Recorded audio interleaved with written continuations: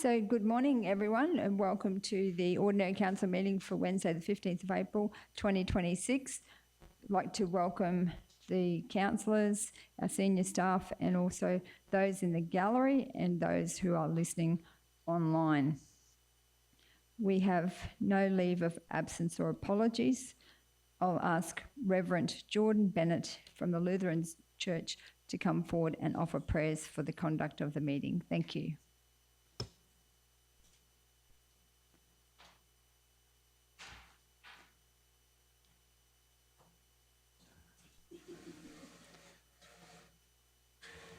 Well, thank you for the opportunity to be with you here this morning, and I'd like to start, if I may, with a couple of Bible verses from the Gospel of Mark, which says, "Whoever wants to become great among you must be your servant, and whoever wants to be first must be a slave of all." Now, these two short verses present an interesting challenge to us all in our daily lives and our occupations, because in most parts of our life, leadership is associated with authority, with being in charge, making decisions, setting the direction. But in these verses, Jesus reminds us, or reframes, leadership in a way that feels surprisingly foreign, because leadership is service. Not service as weakness, but service as responsibility. To serve is to carry the weight of others' needs, to listen before speaking, to make decisions not just on what is easiest or most popular, but on what is right and beneficial for all the people entrusted to your care. In this chamber, especially, leadership is very tangible. It is not something abstract. It's things like roads and services, safety, community spaces, and everyday well-being for real people. It's the quiet, almost always unseen work that helps community function and flourish. Servant leadership doesn't always mean that you get it right, but it does mean you remain grounded in why you're here. Not for status, not for recognition, but for the good of others. And when that mindset shapes leadership, it builds trust, it builds community, and it reflects something deeply human, that we are at our best when we look beyond ourselves.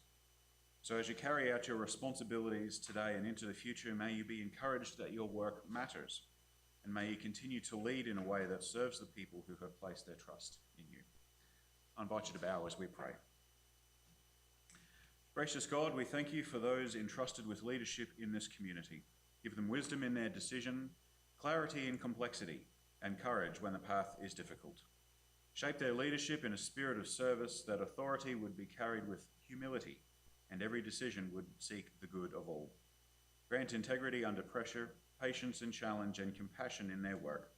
Bless this council and the community they serve, that their efforts may lead to fairness, safety, and hope. Amen. Thank you very much, Pastor Jordan, and thank you for the service that you offered at Mount Warrulan on Easter Sunday. It was beautiful to be part of that as well. So thank you for the work that you do in our region. So now we're moving on to recognition of traditional owners, and I'd ask Councillor Heath Sander to perform that recognition. We'd like to acknowledge the traditional owners on the land on which we meet today, and the pioneers who walked this land before us, and pay our respects to elders past, present and emerging. Thank you, Councillor Sander. So declarations of interest, I don't believe we have any.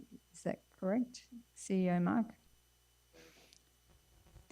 So deputations and petitions, I believe we have David Jager from the Blackbutt RSL would like to come up and present to council. So David, you have I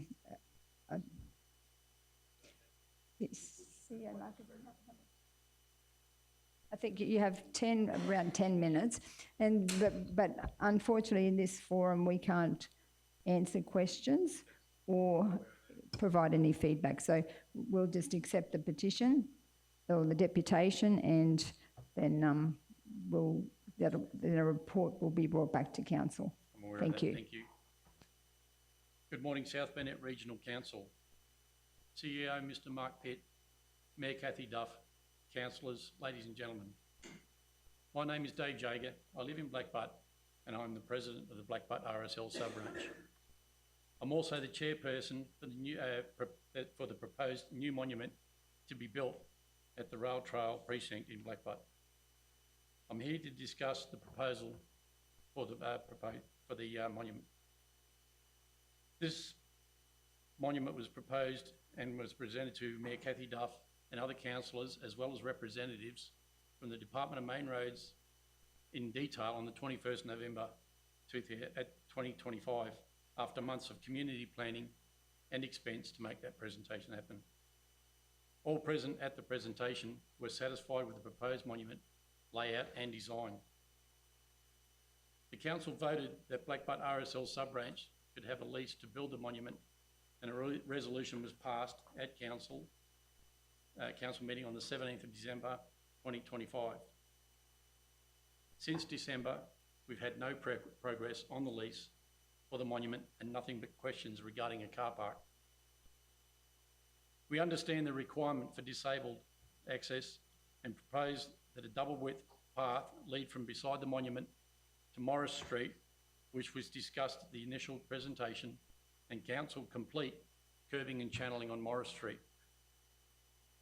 A right of information letter was sent for the precinct lease was sent on the 16th of March 2026 to Mark to ensure we are designing the monument within the guidelines of the lease between Queensland State Government and South Burnett Regional Council. This was then passed on to Leanne Peterson. We received a letter from Leanne stating that the precinct plan was in the process of being sourced out and a right to information request was denied. We were given a TMR website on the letter, and after hours of searching the TMR website, Brisbane Valley Rail Trail Strategic Plan could not be found as stated in that letter. The right to information was denied due to Schedule 3, Section 8 of the Right to Information Act 2009, which we believe is not correct information. We believe this section is incorrect due to the lease would not still be in development stages, and that there is a current precinct plan dated 2024 that shows everything within the precinct, and wonder why this plan cannot be used as it already exists. The Right to Information Act is designed to promote transparency. Under the Right to Information Act, a lease may be partially redacted if it contains certain information. Also, under the Right to Information Act, a lease must be released if a public interest favours disclosure. In this case, the onus is on the government agency to prove that withholding the document is justified. Blackbutt needs this monument. We don't want it, we need it.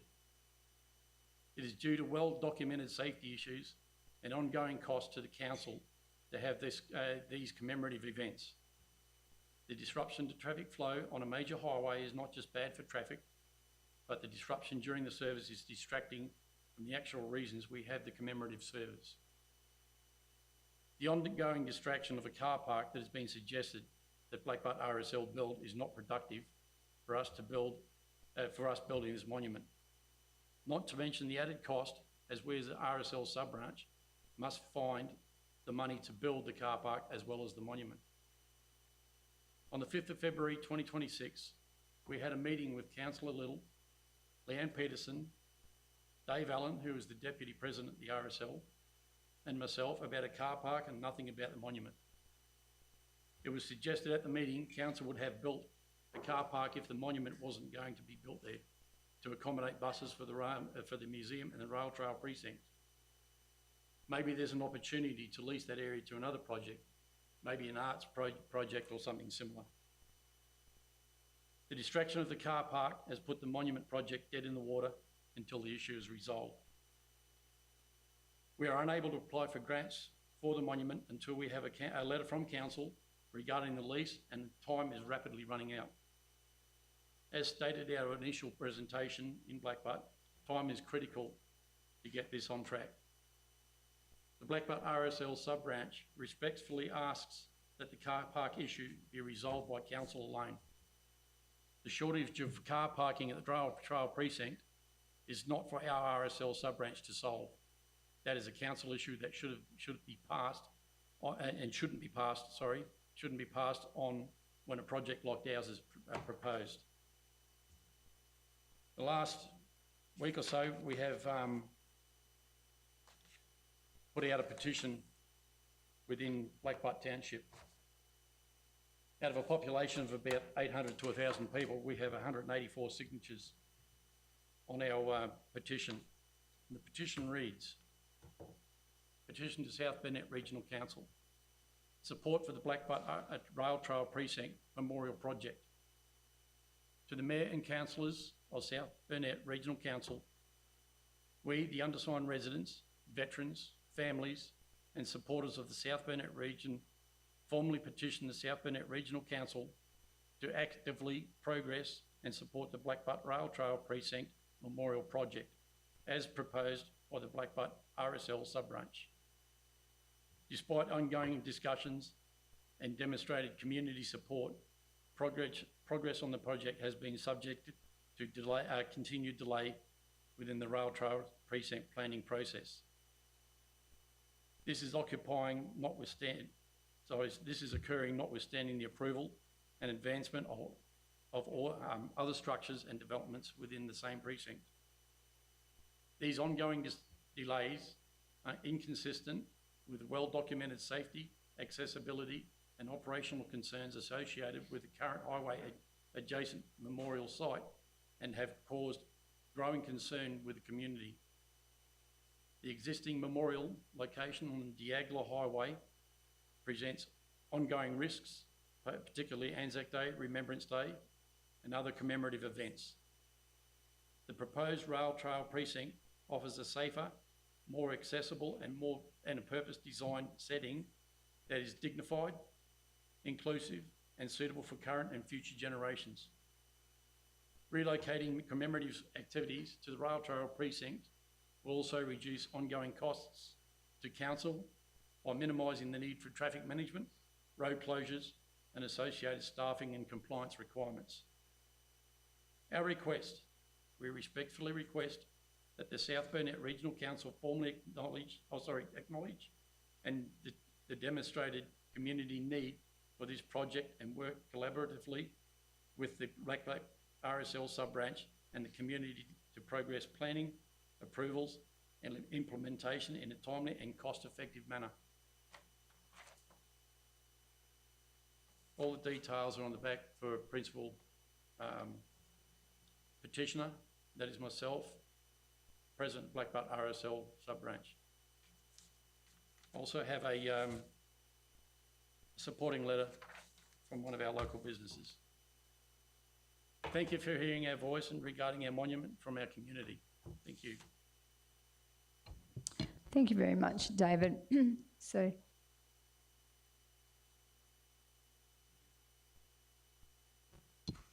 it's disappointing to hear that you have, it's come to this. I was of the opinion that this was all progressing. So,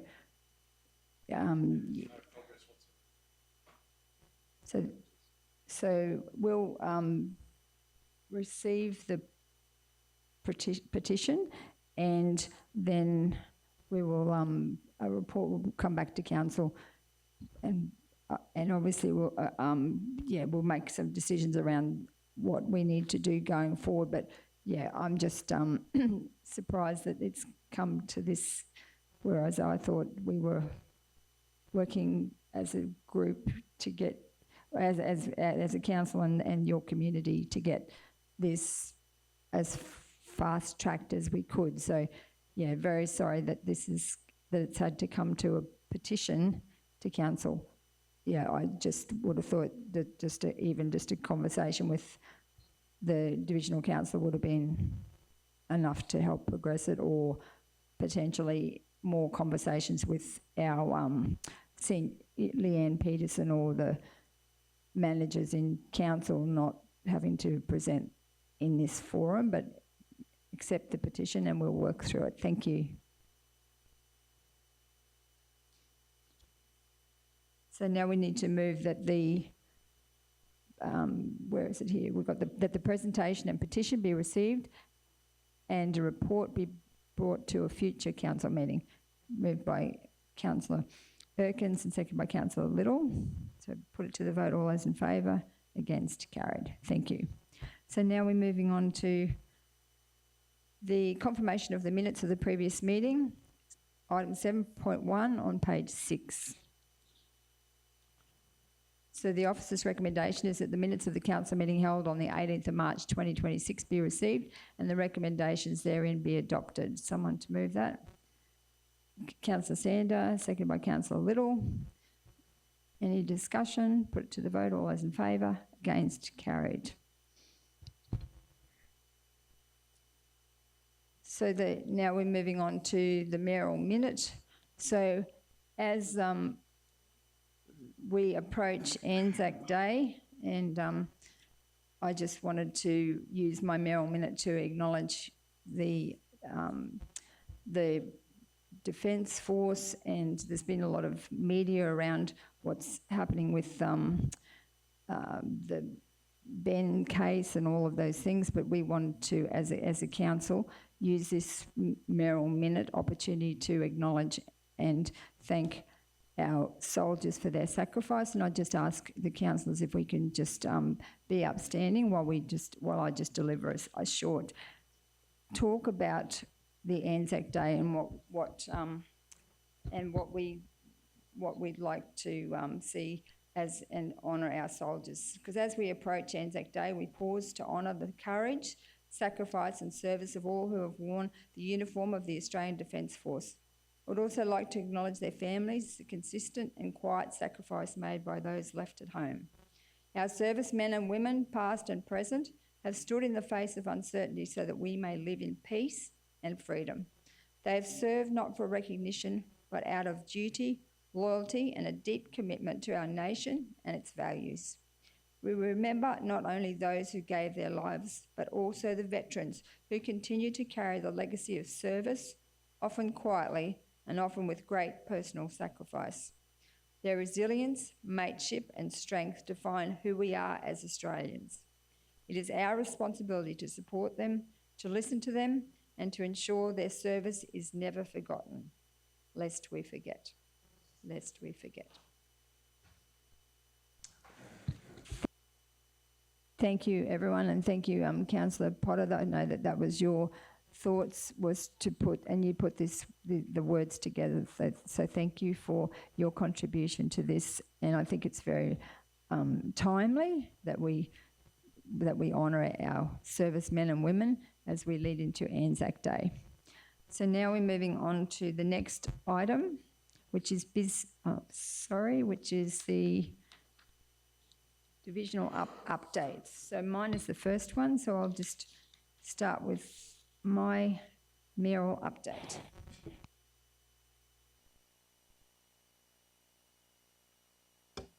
So I need the block. Some people don't. So I would like to thank the residents who have come to our community plan meetings so far. They have been well attended and will continue through the month of April and into May. Anyone who is unable to come to a community plan event is welcome to provide feedback on Council's website, or forms can be filled out at any customer service centre. These plans will help Council in our decision making going forward. Blaze Aid is set up at the PCYC. Please contact them if you know of any farmers who need help with damaged fences from the floods, or if you want to work with one of their teams to help farmers, or even just to help feed the Blaze Aid workers. I would like to remind farmers who have been flood affected throughout our region to check out the Q Rider website, as you may be eligible for a grant of up to $75,000. Councillors have been given an update on our road flood damage. Crews have inspected almost the entire network and have recorded 2,576 damaged sections on 634 roads. We have 20 road crews undertaking emergency repairs, and to date they have completed 1,131 of these. As this temporary work is being rolled out, the team are also preparing packages for permanent works that will need to be approved by the Queensland Reconstruction Authority before we proceed. I thank the community for your patience as we roll out the flood repairs on our network. The fuel crisis has impacted everyone and particularly our farmers, with problems obtaining fertiliser on top of the increased fuel costs. Council is also acutely aware of the cost of fuel and are doing everything we can to keep our costs down. There has been a spate of crime, particularly in the Wandi and Mergen areas and our neighbouring council of Cherbourg. We are working closely with Cherbourg Council and senior police, including the Assistant Commissioner, to address this serious issue. I'm excited to announce that we have Daryl Broman, who is known as the Big Man, for the Relay for Life breakfast launch as the guest speaker. He announces on 4SB Footy Show every weekend. He has played 2 Queensland games and played for Penrith and Sydney. The breakfast is on the 15th of May 2026 and tickets are available and selling fast. Finally, as we approach Anzac Day, let us be grateful and thankful for the sacrifices made and the freedoms we enjoy today, lest we forget. Thank you.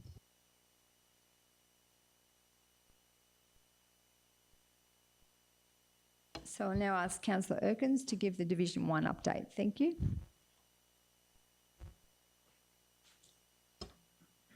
Thank you. How great to see a good crowd at our council meeting today.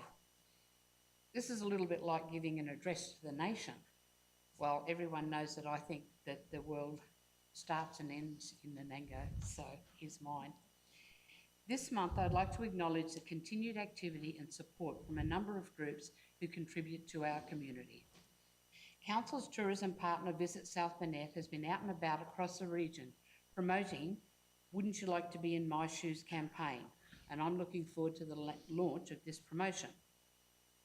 The Youth Council has been very active, including organising a movie night in Nanango last Sunday, which was very well attended, and thank you to Mayor Cathy, Councillors Linda and Danita, who braved what turned out to be a very chilly night. However, feedback from the community suggested that many people were unaware the event was on. This highlights the need for us to keep improving the way we communicate local events and activities. A lot of people now rely on Facebook for news, but many do not realise that they need to interact with the page to continue seeing its posts. We need to keep working on ways to help residents stay informed about what is happening in the area. And I encourage people to share news on their Facebook page, but also to attend the community meetings in their towns. And Nanango's is going to be held on the 28th of April at 5:30, and it would be good to see a great number of our community attend because councillors really appreciate your feedback. I have also been out checking roads throughout the division, and we were relatively fortunate in terms of flood damage in Division 1. While there has been some impact, I'm very grateful to staff who travelled out with me to meet with residents and to discuss their concerns. Ringsfield House is going well, and I'm looking forward to doing next month's Devonshire Tea, and I believe Mayor Cathy has already booked a table. Thank you again to our fabulous volunteers for their ongoing support. We also have a group of volunteers who have done an amazing job out at the Weir. The Nanango Tourism and Development Association is happy to auspice this group for any grant funding that may be available. And they are also hosting a concert in May for the Nanango Heritage Choir. So please keep an eye out for this for more information. For those who may not be aware, Council now owns the old Blue Light building in Nanango and will be looking to include some maintenance in the next budget. We'll also be holding community meetings to gather input on future uses for the facility, and I look forward to hearing from the community on this. Finally, Nanango RSL will be hosting Anzac Day in Nanango with a dawn service, a poppy acknowledgement at the cemetery, followed by parade and service. So the main parade and service has been moved forward this year to 9:30 because I believe we're having a flyover. So I look forward to seeing members of the community there. Thank you. Thank you, Councillor Erkins. I now call on Councillor Little to give the Division 2 update. Thank you.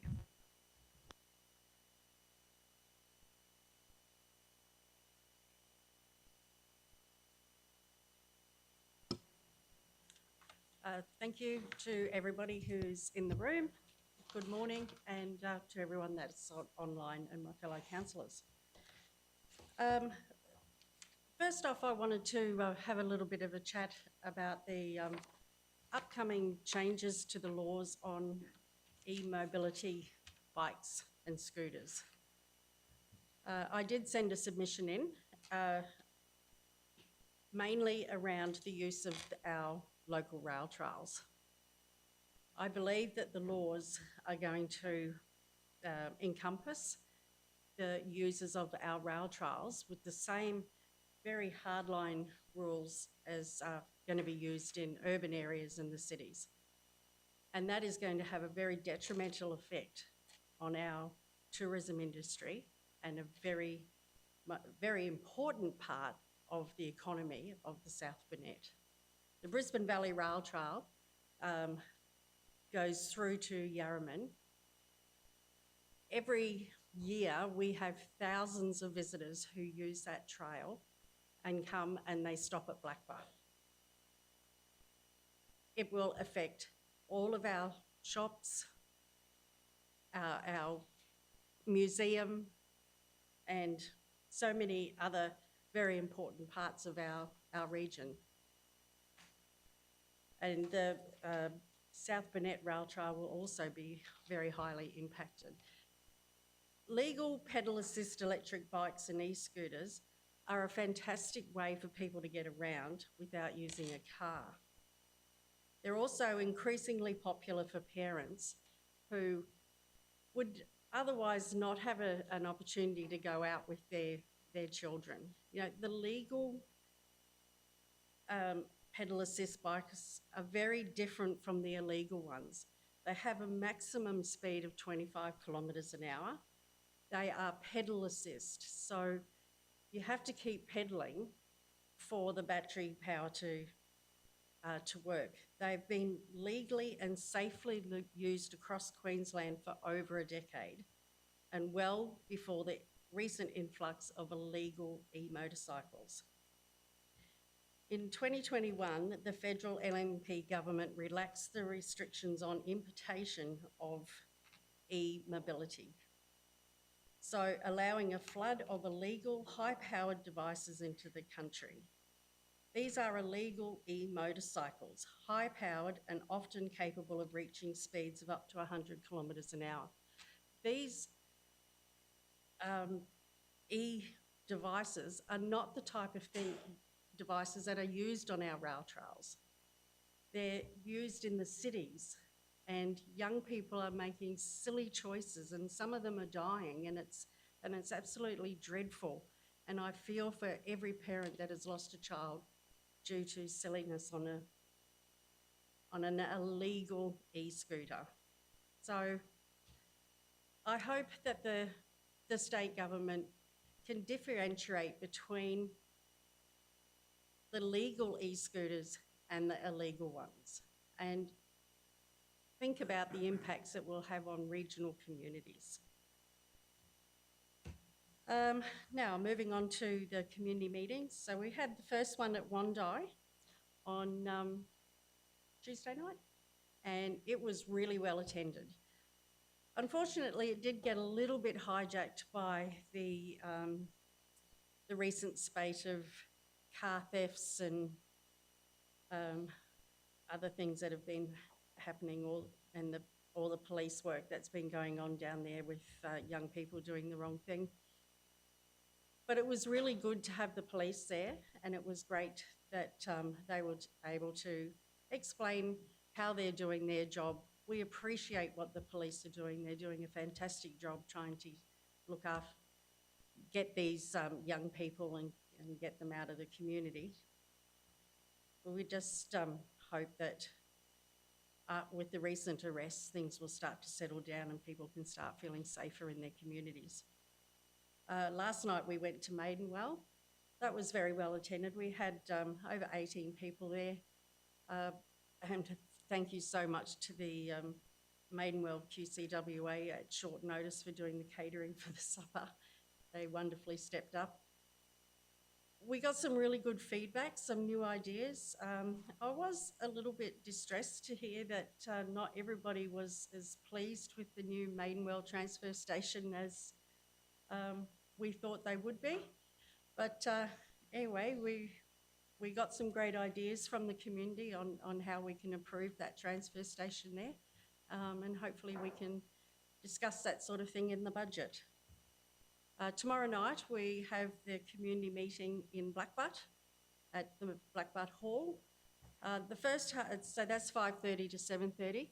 The first half an hour, Chris Elder from Timaru Solar, the proposed solar farm in Blackbutt, will be at the meeting to discuss the community benefits scheme and give an update on where that project is in the making. So he's looking forward to coming and speaking to the community. So I hope that we can get quite a few people there and we get then some really good feedback on the community plan. The Avocado Festival, the planning is well underway. That's an annual event that we all look forward to in the Blackbutt and Division 2 area. So yeah, hopefully everyone keeps that second Saturday in September free and comes along to the Avocado Festival. As always, thank you to the staff that help make our jobs easier every day, and thank you very much. Thanks, Councillor Little. I'll ask Councillor Potter to give the Division 3 update. Thank you.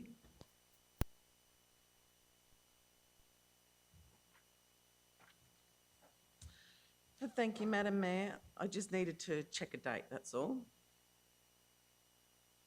Okay, so there's been so much happening this last month with regards to Division 3 and for the South Burnett. So we've met with Deb Frackington. We've also had the planning for Under 8s Day, which is held in the Kingaroy Memorial Park with the South Burnett Under 8s group. So that's well underway for July the 8th, at Memorial Park. The Kingaroy Heritage Open Day was a great day, and if you haven't been to the Kingaroy Heritage Museum, it's well worth a look. We also had the day of the Art Gallery for the David Bryce Rural Art Awards that day as well as the opening of the toilet at the Kingaroy Tennis Club. So that's actually, as toilets go, that's a pretty good looking toilet block.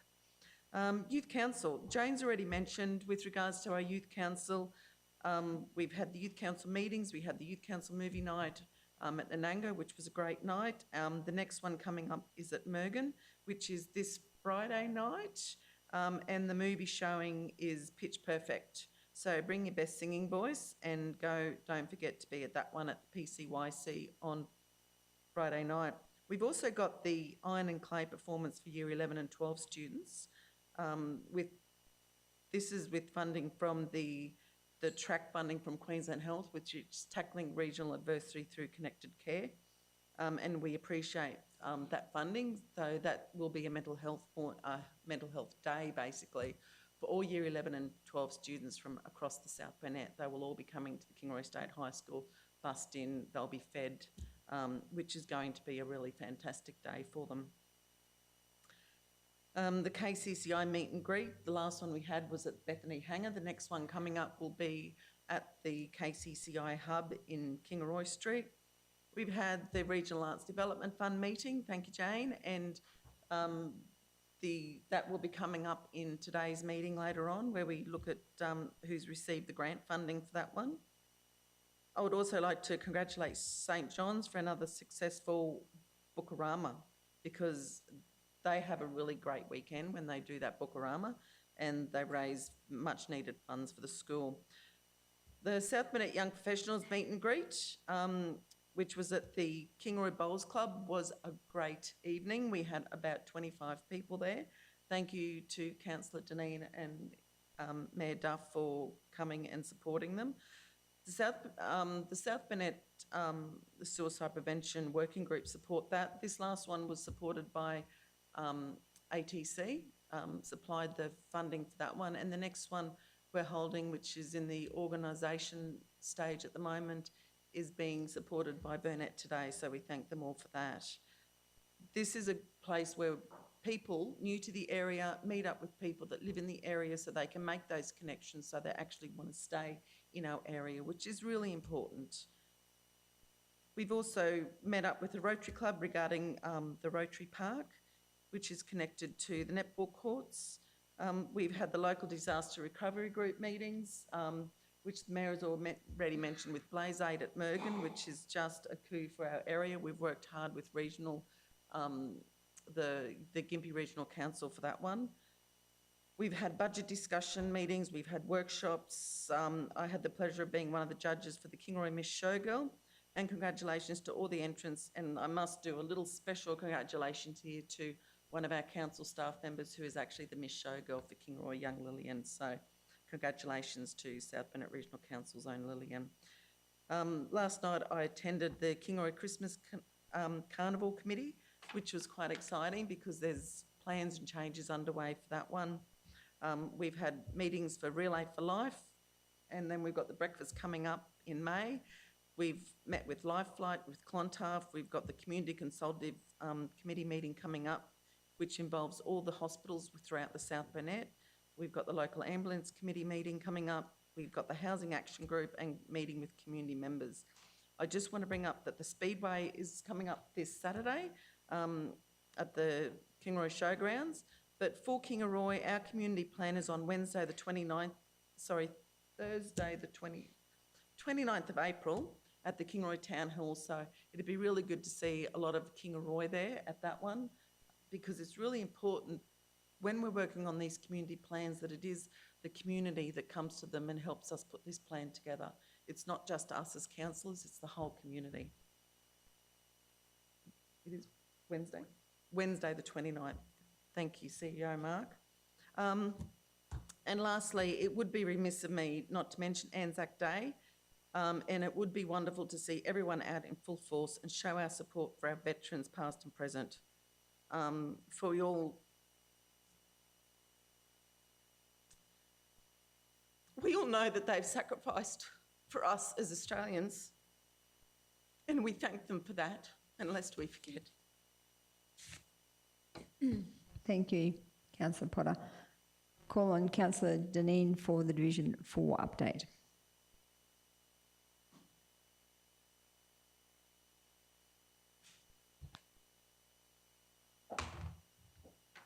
Good morning, everybody. Thank you for attendance online and present in the gallery.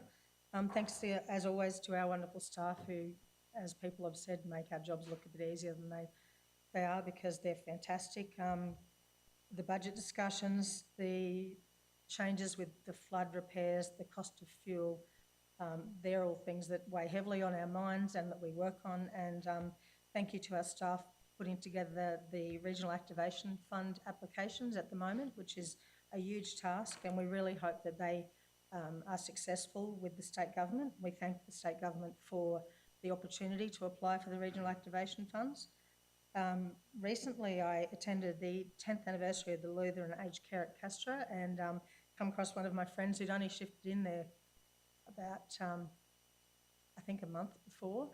What a lovely spot. What a great support we have in this area for our older people, our people with disabilities. And that leads me to another visit I had during the week with Chrissy, who runs the pantry. That's a terrific organisation that support people that are just struggling a bit, and they have a pantry in Kingaroy, and there's also one opening in Mergen. I think they're looking for a permanent home in Mergen, if anybody knows of one.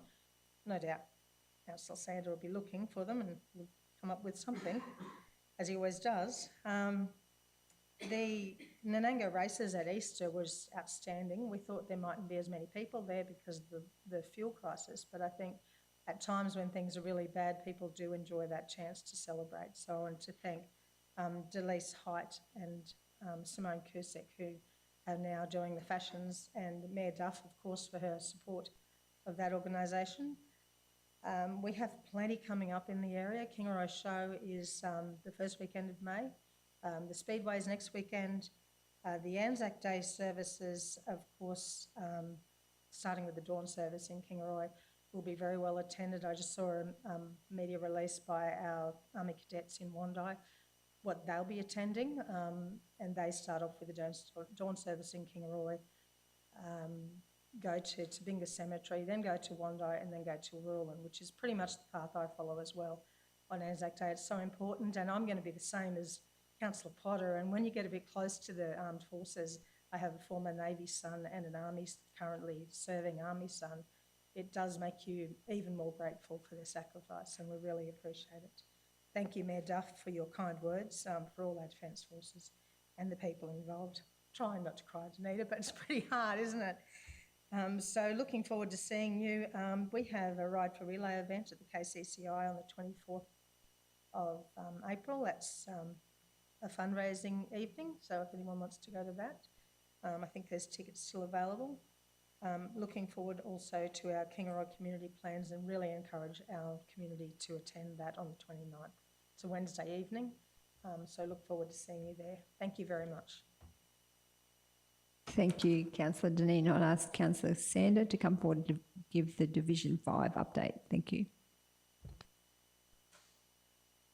Good morning, everybody online and in the chamber today, and councillors, CEO, and Danielle, and Mayor, and Aaron, and Kerry. One day we might see if we can change this around, because everyone's already done what I was going to do. So we could start at 6 and work our way back, Ros, one day, and we'll get some headlines. The Mayor actually took everything out of what I was going to say straight up basically in that order as well, but I just want to mention that Blaze Aid is in Mergen, set up at the PCYC out the back. And I urge anyone that has any spare time to go and help these guys. They currently have 6 people there at the moment, doing different skills. There's some that are really good in admin but not good in the field. There's some that's good in the field fencing but not good at admin. There's some good at catering, and they're there cooking. So there's a job there for everyone if they attend the PCYC and go out. Even, you know, donations of meals and stuff. I'm working on some stuff at the moment to assist with that, but they'll be here for quite some time. I think they said there was 600 kilometres of fencing to do, so they're going to be here for quite some time. And the update was that they were achieving about 600 metres a day with the current workforce that they got, so that was good. They were out on Saturday. I attended, Mayor Duff attended as well on Sunday, and just checked in on the guys. So yeah, there's a changeover of roster. I believe we're getting there with the roads. The current fuel crisis has had an impact on some of the stuff that we do operational. But there was an emergent meeting called, and we sort of changed things around a little bit to focus on jobs and tasks, projects that didn't need major fuel usage and stuff, just so that we could accommodate with that to do some savings across the time while the price is up, and hopefully something transpires there in the near future to drop those fuel prices for everyone, because we understand. And myself in my own business, I can see the difference that it's having on the cost of everything, and everything's going up. Food prices and stuff like that, it'll impact everyone. I know the purchase of PVC and poly pipe has also had an impact on us as a council. Bitumen prices, it's impacted everything. So just we are aware of that and trying to accommodate where we can. The crime, I wasn't going to touch on that, but some other councillors have. It was good to see that the police were that respondent. Stuff went down on Friday and Saturday night in Mergen and Wandai. The police were there on the Sunday in droves. Monday morning we had meetings by 10 o'clock with police that had travelled from Brisbane and Toowoomba to high profile police that have come to the area to try and come up with different ideas. And there have been some leeway in that. There'll be some more media announcements in regards to that, with certain things that they're trying to do to achieve better outcomes for the community. As councillors and the Mayor, we can't get involved in policing, or law and order is not our jurisdiction. So all we got is access to them to advocate on behalf of the community members that have been impacted and support them. We get multiple phone calls and stuff to try and deal with the crime. We can't get involved in it, but the only thing that we can do is assist the community and help them the best way we can, and that's by getting in the people's ears that can change the law and order and legislation and try to help. So I believe we're on a good path. Things, you know, if you could take 15 to 20 of the prime suspects out of the region, you would see a total different change within the region. So we've just got to keep advocating and do the best we can with that. We have community plan meetings at Proston on Monday the 20th of April at 1 to 3, and then in Mergen on Wednesday the 22nd from 5:30 to 7:30. So if you've got issues with council and you want to yell at me, please come and see us at those. The other councillors have said get in line, but we do try to do the best we can by the community. We know that we're not going to make everyone happy with the decisions we make, but we have to do what the majority, we try to do the best we can for the majority of the people of the community. So please attend those meetings, and I also urge everyone for Anzac Day to attend your local ceremony, because the time when we were in lockdown in COVID, we've seen so many people go out to the footpath and stand at the front of their house. Why not attend the ceremony? Like these events are put on, they take 12 months in planning, they're not just chucked together overnight.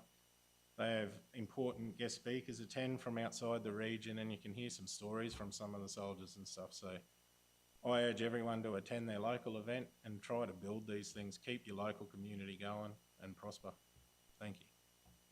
Thank you, Councillor Sandra. I'll ask Councillor Height to deliver the Division 6 update. Thank you. Thank you and good morning, everybody.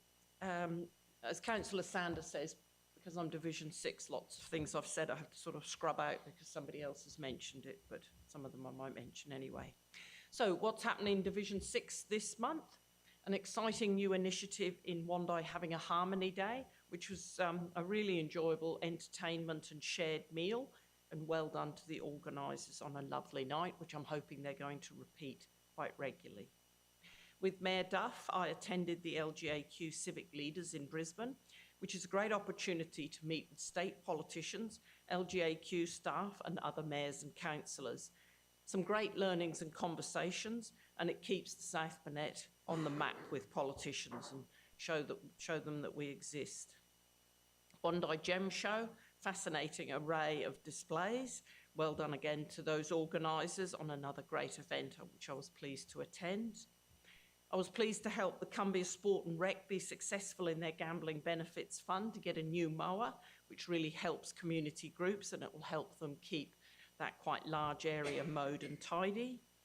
The Wondai Art Gallery opening for April was on Thursday the 2nd due to Easter, and the first opening with the new President Maureen, and it was another enjoyable evening and a good crowd. Beautiful weather for Easter in our region, and after the recent rain, the area did look particularly good for visitors. Easter Saturday, the Mayor and I attended the Cheapers Chips in Cumbria on Easter Saturday.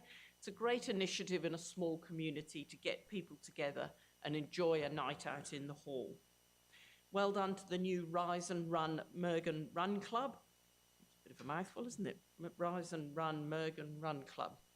All on any initiatives to get people out and moving is of value, and using our rail trail, particularly young families with strollers, which was great. Last weekend was the Wondai Garden Expo, and they've moved to a new location at the showgrounds, which was successful, beautiful weather, lots of stalls, and I think everyone was very happy with the success of that. On Monday, we had the first of the community meetings in Wondai. We had a great turnout and some good interactions. And then the Wondai Business Breakfast, which was Tuesday morning. Just briefly, we'll mention with Anzac Day for Division 6, it is difficult to get across all of the events across the one division, because I've got Wondai, Cumbria, back to Wondai, and then Waroolan, and then I miss Boondooma, and I have to miss one of the Wandis because I can't get to, I'm only be in one place, and I haven't learnt to drive as fast as my mare doth. I will just mention the e-scooters, as Councillor Little did. I understand the problems we have in the cities with these e-scooters, but I think my frustration is that rules that are made for urban streets will impact our rail trails detrimentally. And it's very disappointing that the state politicians make this blanket legislation and they don't consider rail trails, they're just considering the city. And I'm hoping common sense prevails. And it's another example where decisions made in metropolitan areas don't necessarily consider the rural areas. With the fuel crisis, there's a lot of talk about don't use fuel, catch the train and catch the bus. Well, that's fine in the city. We can't do that in the rural areas. So it's disappointing that in the city you can catch the ferry or catch the bus and it's 50 cents or it's free. And our residents have to drive everywhere because there's no bus service, no train service and no ferry service. So it is disappointing that we don't always get considered in these decisions. But thank you for that and wishing you all well for this month. Thanks, Councillor Hyde. Table for the ordinary council meeting. So the officer's recommendation is that the business outstanding table for the ordinary council meeting be received for information. Would someone like to move that? Councillor Hyde, seconded by Councillor Dineen. Any questions, discussion around the business outstanding? Councillor Erkins. I'd just like to draw attention that in there was the, on page 53, the inspection of roadside guideposts. And there's been a lot of discussion about the number of guideposts that are knocked over. And I noticed recently on a drive around Nanango, someone had taken great pleasure in going down and knocking over a lot of bins. So all of which takes time, and time is money, and the replacement of those guideposts are very expensive. And that brought me to thinking of the amount of vandalism that happens right across the region. And I'd just like to think that we could maybe run some type of campaign to encourage our residents to report these type of incidents. If you're driving past, you know, report it, because if you, in Nanango especially, if you put down what time it is and where it is, we do have cameras that can pick up where that is with the bins or any incidences in town. But if you see a car, and I know in particular, the roadworks going from Nanango to Kingaroy, there have been a couple of occasions where people have obviously purposely knocked down those posts or the guides with the roadworks, which could end up in a very, very serious accident. So if you know of anybody doing that, or you see anybody doing that, take a number plate and report it, because I'm sure you would like to think that it was one of your family that ended up in an accident because of that. So it was just on the outstanding table. Thank you, Councillor Erkins. Councillor Sander. And thanks for that, Jane, Councillor Jane. But also, if people are reporting stuff like this, and it's not, if it depends who they're reporting it to, whether it's Queensland Police or whether they ring the after hours council number. If they don't get a response, or they believe that they're not going to get a response, then they're okay to ring their local councillor as well, because we will ensure, like all our numbers are on the website, and I publicly put my mobile phone out, either one. But I urge them, if they think that it's not getting followed up, to contact us, because we will follow up, we will ensure, and as sure as hell I will make enough noise to get things looked at. Thank you, Councillor Sander. Any other questions around the business outstanding? Councillor Dineen. Yes, on page 59 of the business outstanding, just wonder how we're going with the Queensland Health Building negotiations. So, Beck, are you able to answer that one? Thank you. Yes, thank you for the question, Councillor Nadine, and through you, Mayor. I have had a recent meeting with Department of Health to progress that matter, and I'm currently drafting or finalising a draft of a letter back to the Minister to progress that one. Thank you so much for that. We really appreciate you following up because I know it's been a long road. Thank you very much. Any other questions on the business outstanding? It's been moved and seconded, so I'll put it to the vote. All those in favour? Against? Carried. The next item is 12.1 on page 68. And this item is the Visit South Burnett update. So the officer's recommendation is that South Burnett Regional Council receive the Visit South Burnett Partnership Report for information. Would someone like to move that? Councillor Erkins, seconded by Councillor Height. Councillor Erkins. Yeah, I'm really looking forward, as I said in my earlier address, to the wouldn't you like to be in my shoes? I don't think there's many organisations or events that they haven't attended with the big shoes, and I think all of us, and I'm hoping that a great majority of the community have had their photos taken in the shoes. But Visit South Burnett, I know it's good they're intending to go to Bundaberg to the Caravan and Motorhome show. They're hoping to be at the music muster in Nanango where they have over 600 caravanners visiting, and they're also holding their meet and greet.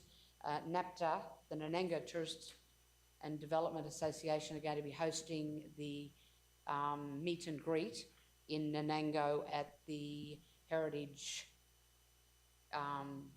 the old Masonic Lodge in Nanango on Thursday night. So unfortunately, Councillor Little, I'm unable to attend Blackbutt, which I really am sorry because I do like meeting with your people down there. Thanks, Councillor Erkins. Yes, thanks for the update on, because Councillor Erkins is our representative on the Visit South Burnett committee. So thank you for the feedback. Any other questions? Councillor Height. Yes, on the front page of the report, it's got their new tagline, One Region, Many Stories. We've discussed this a little bit, but I'm wondering if we should Visit South Burnett, have they formally adopted that as their tagline? Because should we as a council get a lot more community discussion, because it would be good if the South Burnett and Visit South Burnett all had the same tagline, whereas they've sort of made that decision to have that as their tagline without consulting us. So thank you, Councillor Height. So I just wanted to flag that we are starting to raise it with the community groups, and so when we're updating the skins as part of this budget, the welcome to the South Burnett skins on the outside of all of the main roads in our region, and the skins had originally they were welcome to the South Burnett, discover the magic. Then it got changed in Mayor Kratzman's time, the then Mayor Kratzman, to growing Queensland's finest was the tagline. And now we're wanting to put a tagline, and Visit South Burnett has, as Councillor Hyde has mentioned, got the One Region, Many Stories. So that one hasn't gone out to community consultation. I put it out to the Wondai. We've had 2 community meetings for the updates to plans. One was in Wondai and one was at Maidenwell last night. And we got no feedback whatsoever. No one was sort of had any thoughts around what they would like to see. I guess it's just I'm interested if the media could put it out too, that we want to try and get a tagline to put on those billboards that represents our region. Whether we go with One Region, Many Stories, I think that's still, it hasn't been out to the community, and I'd like to see that we had proper community consultation around that. Councillor Erkins. I believe that I know I heard it discussed at meet and greet meetings by the Visit South Burnett, and what they said was that that it's true. We have many regions, and I've said on many times, what works in Nanango will not work in Kingaroy, what works in Proston will not work in Mergen.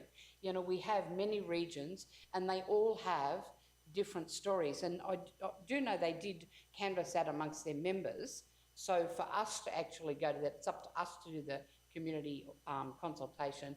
I don't think we're really there to dictate to organisations that they have to do community consultation, because they did do it amongst the tourism operators and their members.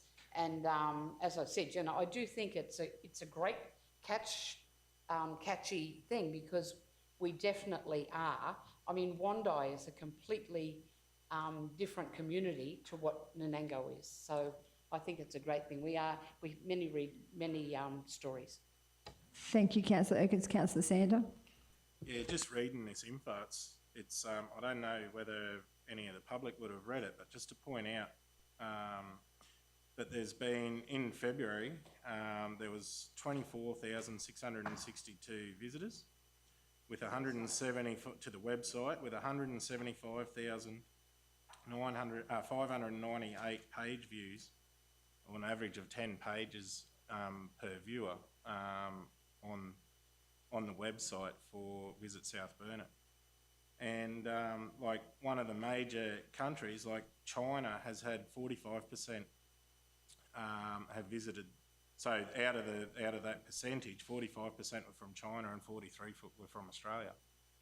So just pointing out that we are hitting the international market with Visit South Burnett, and I don't know why China is up there around those figures, but it's pleasing to see.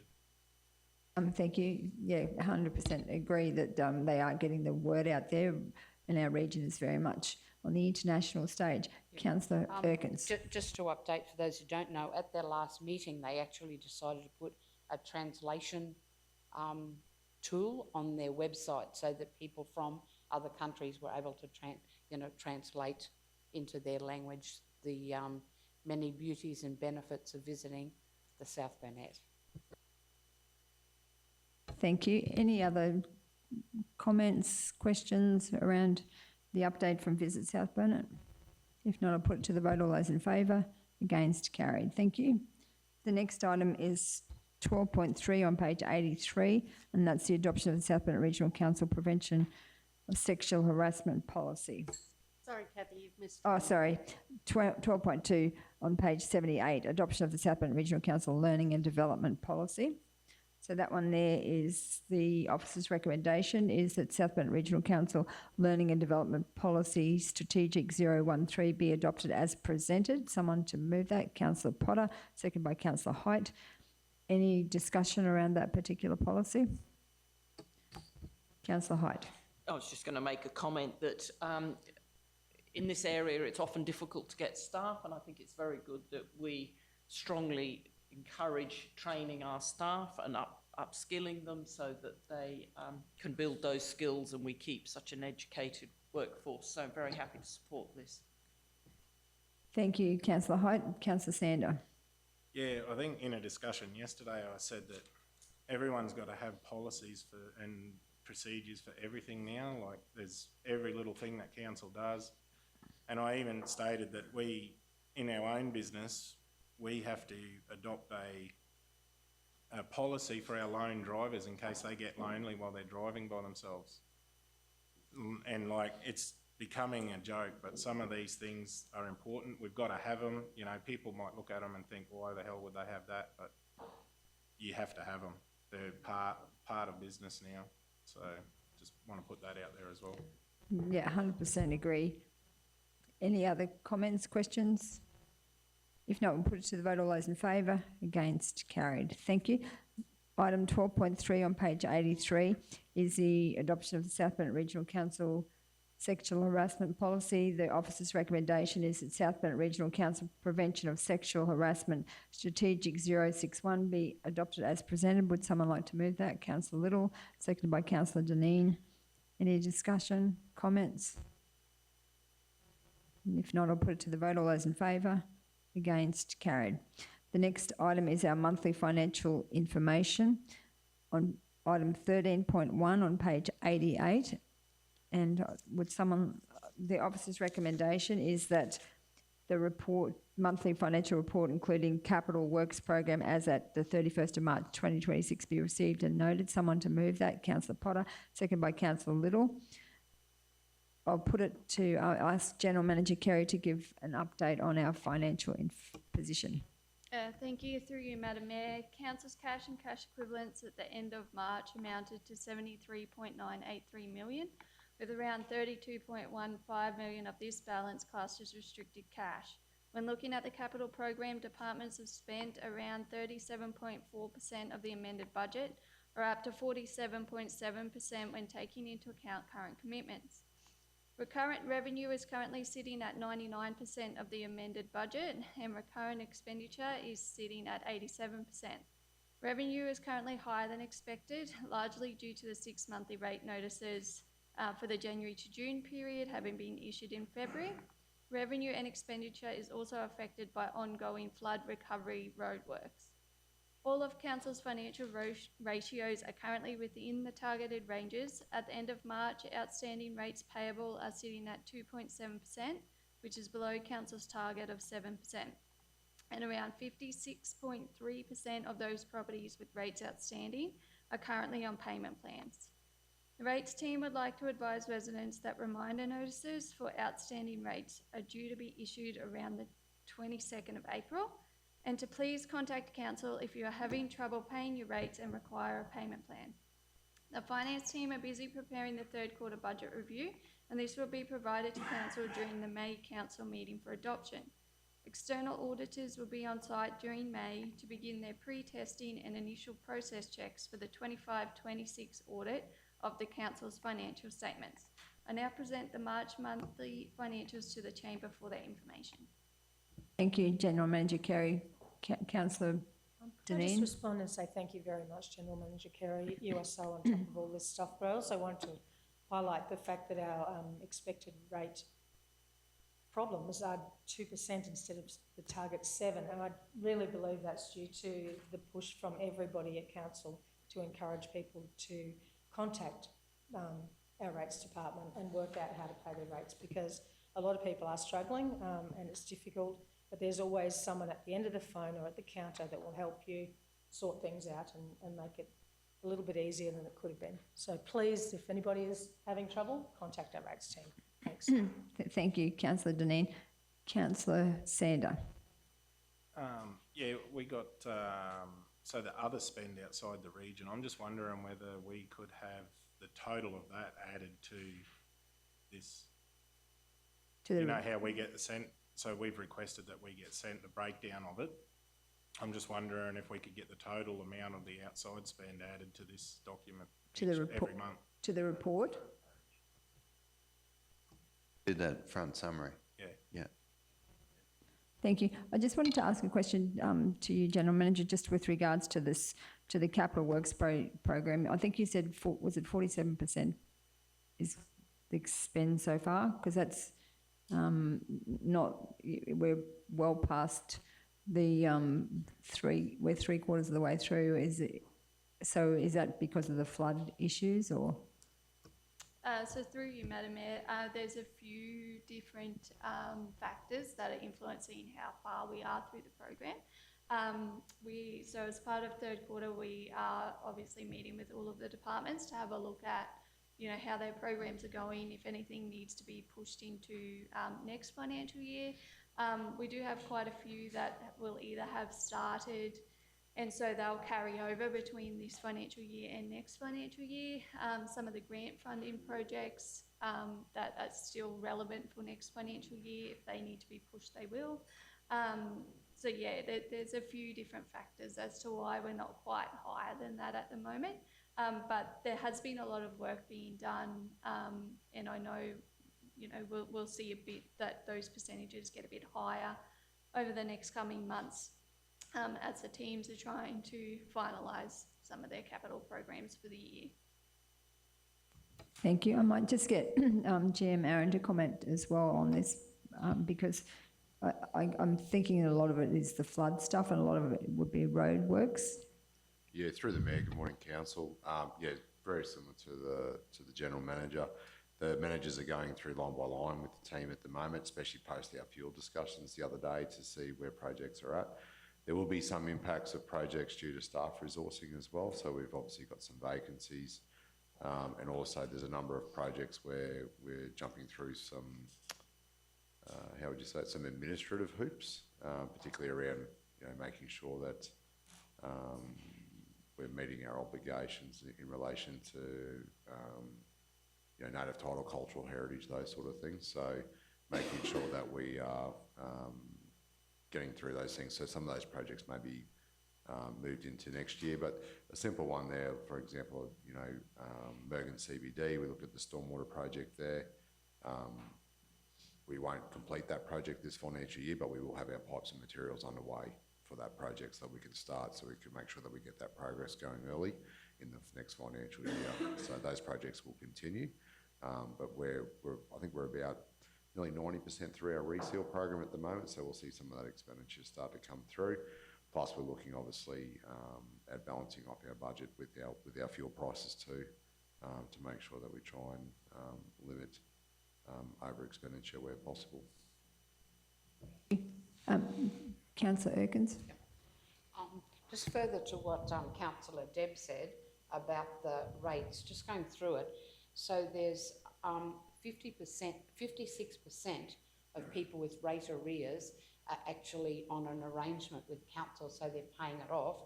But that leaves 44% of people with rate arrears that haven't made arrangements. And I just want to stress that while they haven't made an arrangement, they are accruing interest on their payment. So it's just so important for them to contact council and get that, make arrangements to get that rate payment paid.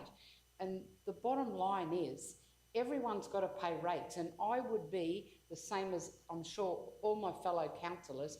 I hate paying rates, but the bottom line is I also like to drive on roads and have taps and whatever, I realise that we can't operate without those rates coming in, but I'm very, very conscious that 44% of our community that have rate arrears have not made arrangements or contacted council to work out how they can come to an arrangement to pay it off and to get that interest stopped, because that interest will, that once that interest keeps going on and going on, you'll find it very difficult then to ever get out of that. So I encourage everybody to, if they do have issues, to please contact our rates department. I know they're very, very good, and they've helped a number of people that have come to me. Thanks. Thank you, Councillor Erkins. Councillor Sander. Yeah, I forgot to mention in my divisional update, but it's in the financial part here, so I can do it, that Mergen was successful for the Mergen War Memorial Restoration grant under honouring our veterans from the Premier and Cabinet's office to $58,790 was the application, and I believe that they were given $53,858 to do the upgrade to the War Memorial in Mergen. So that'll paint it, tidy it all up and redo all the lettering in the lead lettering that is being done there. So that's a good outcome for that. Will that do the lights as well, and the power for the PA system? I'm unsure of the scope. I think there was power to be installed there. We just got I think that's a main roads issue that we've got to sort out to get cabling under the road, but I believe that was a part of that. Whether there's old conduit there that we can reuse, I don't know, but we will see what happens. Yep, so that's a great good news story. Councillor Erkins. Sorry. So Councillor Little had a light on first. Ron, you go first. Thank you, Councillor Erkins. I just wanted to acknowledge in the Capital Works program here that the Benarkin Park Flying Fox swing, so that was a project that has recently been completed, and that was project managed and constructed by our internal council teams. And I would really like to congratulate them on coming in under budget and doing a magnificent job. And it has been really well used ever since it was completed. So thank you. Thank you, and it's been remiss of me not to acknowledge you as the Deputy Mayor. So, Councillor Hyde has stepped down, or because we rotate Deputy Mayors, and Councillor Little is our new Deputy Mayor. So, congratulations, and look forward to working with you closely as my Deputy. Thank you. So, Councillor Erkins. I can't actually find where it is, Kerry, but I thought you might be able to help. One of the things that we have been discussing, we've been having budget meetings and discussions on budgets, and the waste is a big expense. Can you just explain? We pay for our landfill, what goes into landfill. Can you and that's a state government regulation that we must do that? Yes. I'll tell you why I asked, because my husband just thinks you should dig another hole in the ground and chuck it in, and I try and explain it to him, but maybe you can explain it to me so I can make it more clear to him of why we need to recycle when he won't put it in the recycle bin. No worries. Through you, Madam Mayor, yes, so all tonnage that goes into our landfills as waste, we have to pay amounts to the state government for the state waste levy, depending on how many tonnes go into the landfill. So that's why it is important that, and we're pushing for people to try and recycle, because anything we can divert away from the landfill, that obviously means that we don't have to pay as much to the state waste, for the state waste levy. Can you just give me an idea of how much we actually paid last year for that? I'd probably have to take that on notice, sorry, Councillor, to see how much, because we get so the state government gives us a bit of an amount as a rebate each year for domestic. That doesn't always cover all of the tonnes from domestic that goes through to the landfills, but I would need to have a bit of a look to see between commercial and what we've paid for domestic, what that came to. Thank you. And also, I wasn't unfortunately able to get to Maidenwell meeting last night, but Councillor Linda did say that there were some people unhappy with them. Maybe at our next meeting we can have a little bit of a price come through for what it actually costs us to have the transfer stations as well, because I don't think people realise that those transfer stations are quite expensive to actually operate and to keep clean and to do everything too. So maybe that might be a good thing to get that figure so people are aware of the cost of them and the need then for them to contribute to doing the right thing at them and not doing the wrong thing. The feedback was pretty much that there wasn't enough they wanted to be able to put green waste, cardboard, recyclables, tyres, mattresses, they want more at the actual facility. And CEO Mark was able to explain that the mattresses and tyres, that's never going to happen. Potentially we can look at green waste and cardboard and things like that, but not the mattresses and tyres because of the whole costs and the rules that were under state government. Councillor Potter. Thank you, Madam Mayor. I'm just with regards to, and thank you for bringing up the recycling, because I'm very passionate about this. We've got a lot of rubbish that goes into the landfill that should be recycled that we're paying for because it's going in landfill. So we really need to make sure that we push out to our community, whether it's through the forum of the council meetings or by way of information through the schools. I do believe the schools work really hard with their children with regards to recycling. But, for us as a council, Linda moved that motion last year about the rubber recycling, because I firmly believe that we should be recycling our tyres, making our own softball. The closest place we get our softball from is Victoria. And with the price of rubber and the price of fuel and everything like that now, we know that price is going to skyrocket. So if there's ever going to be a time that we can save money for council moving forward, tyre recycling, I think, is going to be one of our next big things, because we know we've got a tyre issue in Australia, and now is the time we can start doing that. But Really think recycling for our whole community is really important. Whether you bury your scraps in your backyard for the worms for your gardens, or whether you recycle your things so we can send it through to Cherbourg to have it fully recycled. I really think that this is something we need to push to our community because it is costing us. It's costing us landfills. We're going to have to spend a lot more money at the Kingaroy landfill moving forward. And as I said, you know, it would be great if we could just dig a hole in the ground and bury it, but we can't. So we've got a lot of rules and regulations, state and federal, that we have to comply with. Thank you, Mayor.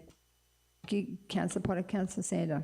So the Maidenmore transfer station is the newest transfer station that's been upgraded in the region. And recently the Environment Minister, Andrew Powell, was in the region with our local MP. I was just wondering whether he visited that site at all. Do we know? Not really sure, but we're one of the unique regions that have kept all of our transfer stations open because a lot of the bigger councils have shut their transfer stations so we've got more per capita, I think, than most councils across Queensland. So I've always been a strong advocate for keeping those transfer stations to ensure that we provide those services to the outlying areas. So, yeah, but I'm not sure about whether... Would have just been a good opportunity. It was so close. It would have been an opportunity, but we've also got that... Aaron, did you want to talk about... very soon we're going to have those... in our parks, we're going to have those recyclable they call pods? Cages, yes. So just an update for councils. Our 36 containers for change bins have arrived, so we'll be working with each of the divisional councillors during May to roll those out. So that'll be an important initiative of council to encourage recycling and also allowing people to access those materials for financial benefit if that's what they choose to do so. So that's going to be a good project too for our region. So just mindful of the time, we've got 10:30, we've got to break and do the citizenships. So if there's no further comments, questions, we'll move the financial report, we'll put it to the vote. All those in favour, against, carried. And would someone like to move that we close the meeting? Councillor Erkins, second by Councillor Potter, until we'll resume after the citizenship ceremonies and morning tea. Thank you. Put it to the vote. All those in favour, against, carried. Thank you.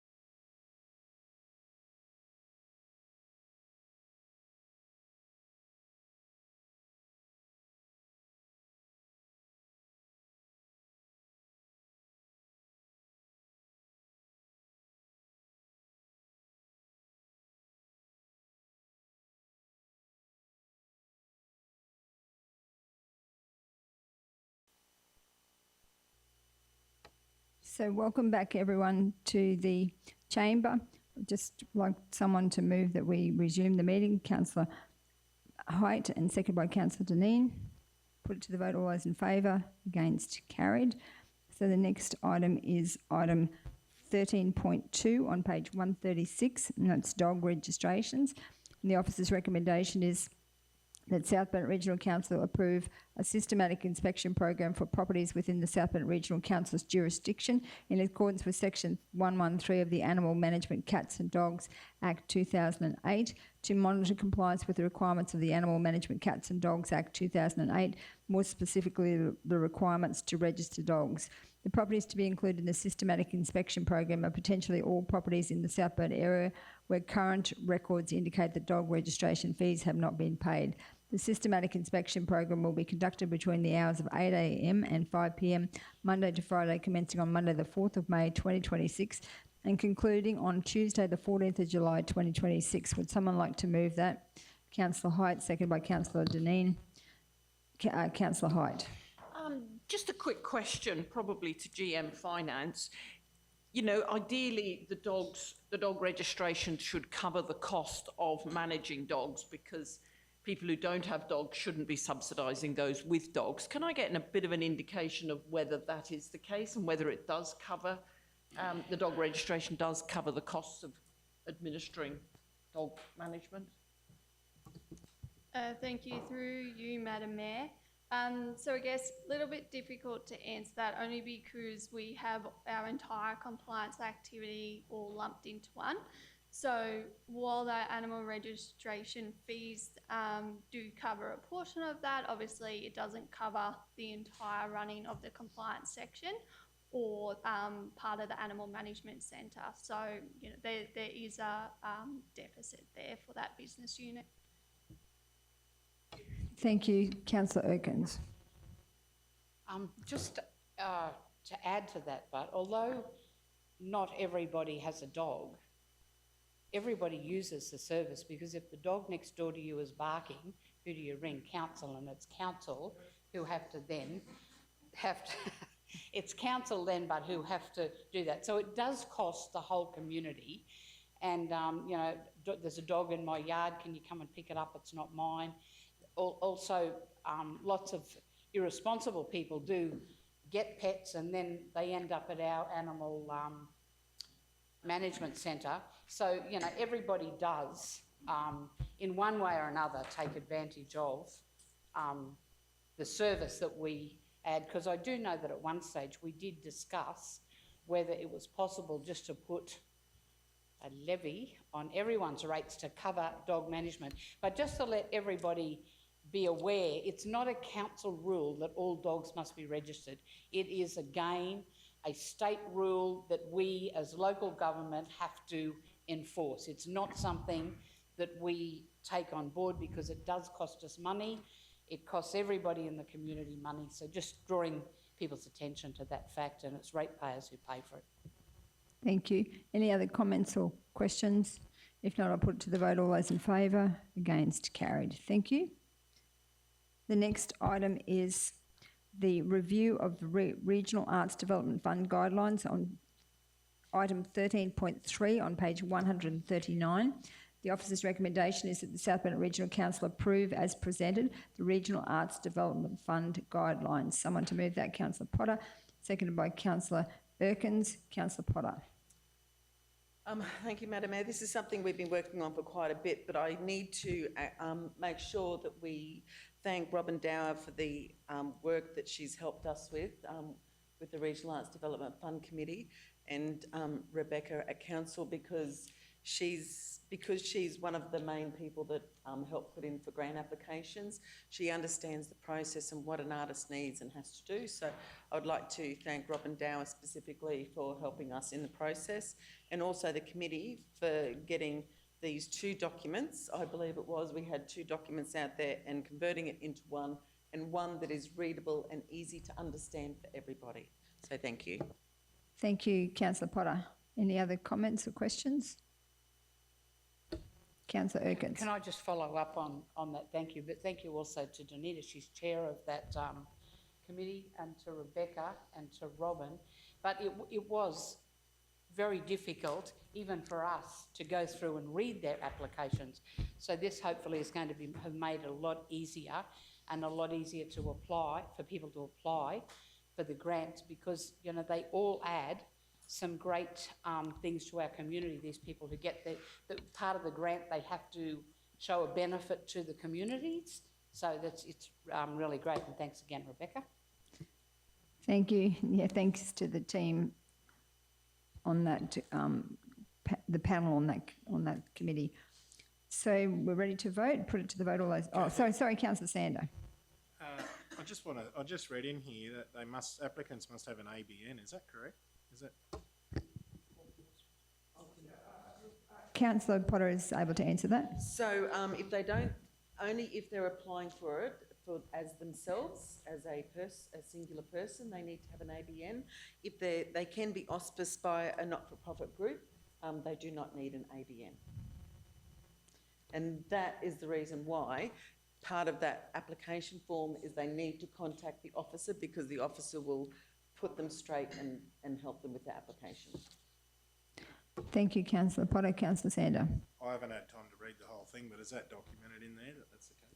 Yes. That's right. Thank you. Any other questions? You ready to vote? Put it to the vote. All those in favour? Against? Carried. The next item is the 13.4, the Community Grants Round 2 on page 156. The officer's recommendation is that South Bennett Regional Council note the approved applications for the Community Grants Program Round 2, 25-26. Someone to move that? Councillor Height, second by Councillor Potter. Discussion? So there's a whole list of community grants that the panel has agreed to, and it is fantastic that we are able to support so many not-for-profit groups. So I just wanted to, I think we should quickly acknowledge some of these. So we've got the Blackbutt RSL sub-branch, 1,690, Blackbutt Singers, 1,760, Bunya Mountains Community Association, $900 for Cancer Council Queensland, South Bennett Relay for Life, $2,000, Cornerstone Christian Ministries, that was disallowed, the Dingo Creek Endurance and Community Association for Bush Bash, $1,000, Kingaroy Cricket and Sports Association, removal of trees, $1,925, Kingaroy Bowls Club, laptop printers, etc., $1,084.45, Kingaroy Senior Citizens, again for laptops and mouse bag, Norton setup costs, $1,000, Cumbria District Golf Club for a double door drinks fridge, $1,500, Cumbria District Historical Society, $2,722 for tree prune. Oh, sorry, they got $500 for tree pruning. Monjo Public Hall, amplifier for sound system, $899. Nanengo Bowls Club, laptop, $1,000. Nanengo Kennel Club, those some were disallowed. Then we got the Suncoast Spinners wheelchair basketball was $1,000 for wheelchair basketball apparel. Tingora Primary P&C, $1,200 for an annual school camp, and Wondai Show Society, Wondai Show, $1,500. So there's lots of not-for-profit groups have benefited. Some of those that are disallowed, that's because it would have been a technicality because they've either got the funding in that same round or they weren't able to get it in on time. So that's usually the two reasons. So, Councillor Erkins. I know that one of them, they actually share their field with other organisations, and the application actually came from one group, whereas it should have come from the overlying what's saying that they'll be able to put in for the next one, and hopefully they'll be aware of what they can do for that one. So thank you. Yeah, thanks for that clarification, Councillor Sando.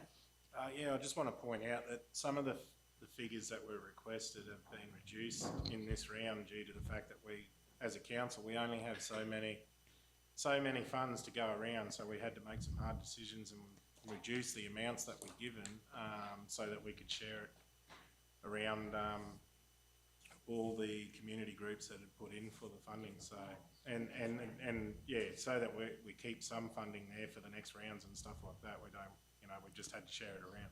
That's right. So they're hard decisions to make, but we've only got a limited bucket of money, and we always get lots of applications. So yeah, thanks for clarifying that, Councillor Sander. Any other comments or questions? Councillor Hyde.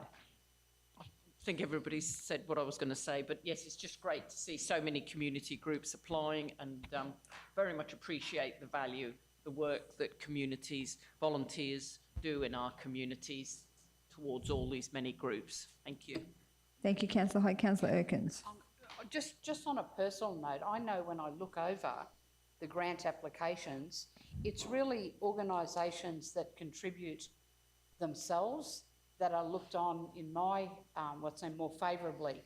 So a group that, they're all in doing something, I myself look more favourably on them than someone who just puts in for a grant and they don't actually put any hard work in themselves. They just want the community to pay for it. So that's, when you apply, making sure that you put in what your club actually do and what benefit they give to the community is a good thing.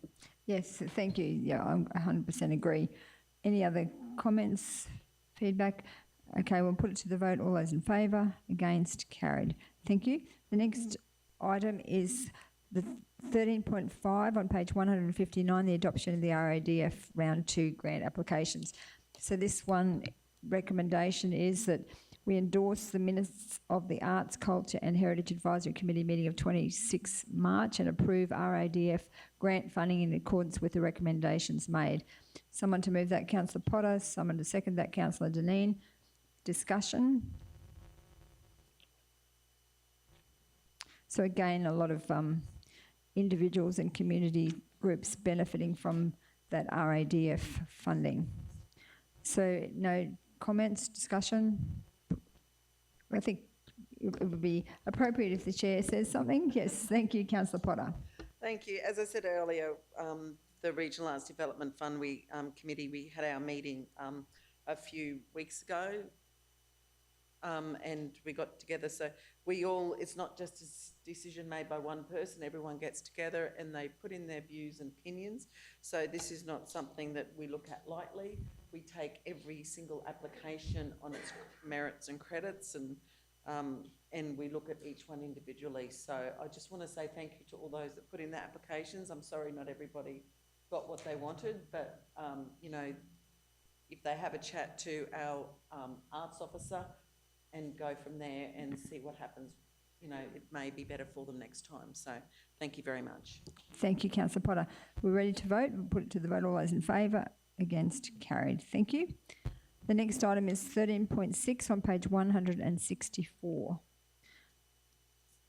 So this item is the lease of the shed behind the Kingaroy Chamber of Commerce and Industry Incorporated lease building at 195 Kingaroy Street. The officer's recommendation is that South Bennett Regional Council, in accordance with Local Government Regulation 2012, Section 2361B, disposes of a valuable non-current asset other than by way of tender or auction to a community organisation by entering into a lease with the Lions Club of Tabinga Incorporated for the shed located behind the Kingaroy Chamber of Commerce and Industry Incorporated, the KCCI, leased office building, being part of Lot 1 on RP 13339 for a term of 10 years with no options to renew. Number 2, delegates to the Chief Executive Officer the power to negotiate, finalise and execute the lease on terms and conditions the Chief Executive Officer reasonably considers are satisfactory to Council. Would someone like to move that? Councillor Potter, second by Councillor Dineen. Discussion? Councillor Little. Thank you, Mayor. So I would just like to say I'm fully supportive of this officer's recommendation. The Tabinga Lions Club are a fairly new Lions Club within the district. They've only been a group for a couple of years now. They're doing some really tremendous work in the community. Currently they're all the things that the club owns, like barbecues and tables and chairs and things like that, are spread out all over Kingaroy at different people's places, and it would be really great if we could help them out with this shed. so that they can store all their things in one area and nobody's chasing all over town to collect them for functions. Thank you, Councillor Little. Councillor Potter. Yeah, thank you. I know that the President and his wife would be very happy if they were able to get this shed, because they will have a lot of their house and their garage used back as well. So that's half the stuff, I think, from the Lions Club is actually at their place, and I think they would like their home back again. So I think this is a really good... We looked at other places for the Lions Club because we've been working with them for over 12 months now when I put them in touch with Leanne. So I think the fact that we've got a place for them, I just want to make sure, I know I've mentioned it before, but the stuff that council own that is in that shed, I need to make sure that the storage of that goes to, whether it's the museum or something like that, because I know there's the Pin-Up Festival stuff and everything like that. And as my mum was ex-councillor for Kingaroy, and also she looked after the Kingaroy Pin-Up Festival Committee for many, many years, I know that she would be interested in going through some of that stuff and helping sort it. So, plus she's on the museum committee as well, so, because you can't keep a good woman down. So I'd really be interested in making sure that that is actually looked after and our heritage is cared for. Thank you, Councillor Potter. Councillor Dineen. I just wanted to add my thoughts to that, which I think, it's great that this council continues to use assets that probably haven't been used in the best way possible for an organisation that's doing so much for the community. The Toowoomba Lions turn up everywhere and they're so helpful. So I think it's a great outcome, and thanks to the staff that have organised it and to Danita for suggesting it in the first place. Perfect location. Thank you, Councillor Dineen. Councillor Erkins. After all those good things said about it, I have to say that I don't agree. I don't believe it's a non-valuable asset. I think it's a valuable asset.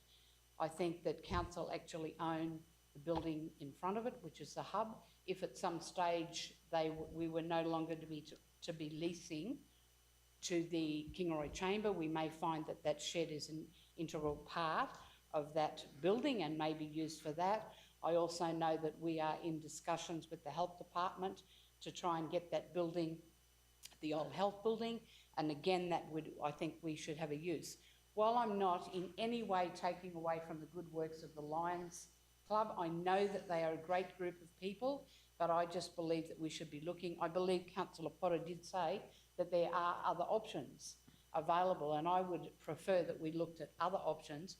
And if I was unsuccessful in convincing you all that that is too good a shed to lease out at $75 a year for 10 years, I would hope that we would be able to get that term down at least, because 10 years is a long time, and that is in the commercial section of town. It's not a storage area. I don't believe it's suitable for a suitable place for that to be anyway. So I definitely couldn't support the motion.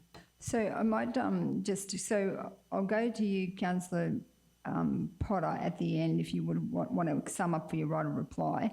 Councillor Sander. Well, if there's other options to look at, can I do a procedural motion that we lay this on the table until then? So I can't stop a procedural motion, so there's no debate on a procedural motion, but you have to have a seconder. Is someone prepared to second that? Councillor Erkins is seconding that. Now I've got to put it to the vote. All those in favour? Against? The motion is lost, so we might go back to the debate. Councillor Erkins or Councillor Height?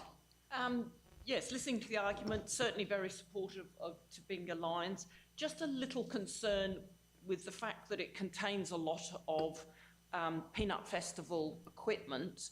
I just want to make sure that is lost without a home to go to. I'd like to make sure that. But can I move an amendment that we change the 10 years to 3 years or 2 years with an option to renew? Because I agree with Councillor Erkins, 10 years I think is just too long. We don't know what we want. So if you just move the amendment, all right, and then we'll see if we get a seconder. Yes. Okay. 2 or 3 years? I'm happy to discuss with my councillors whether you think 2 or 3 years. 2, you can 2 years and then look at it with options to renew. Yeah.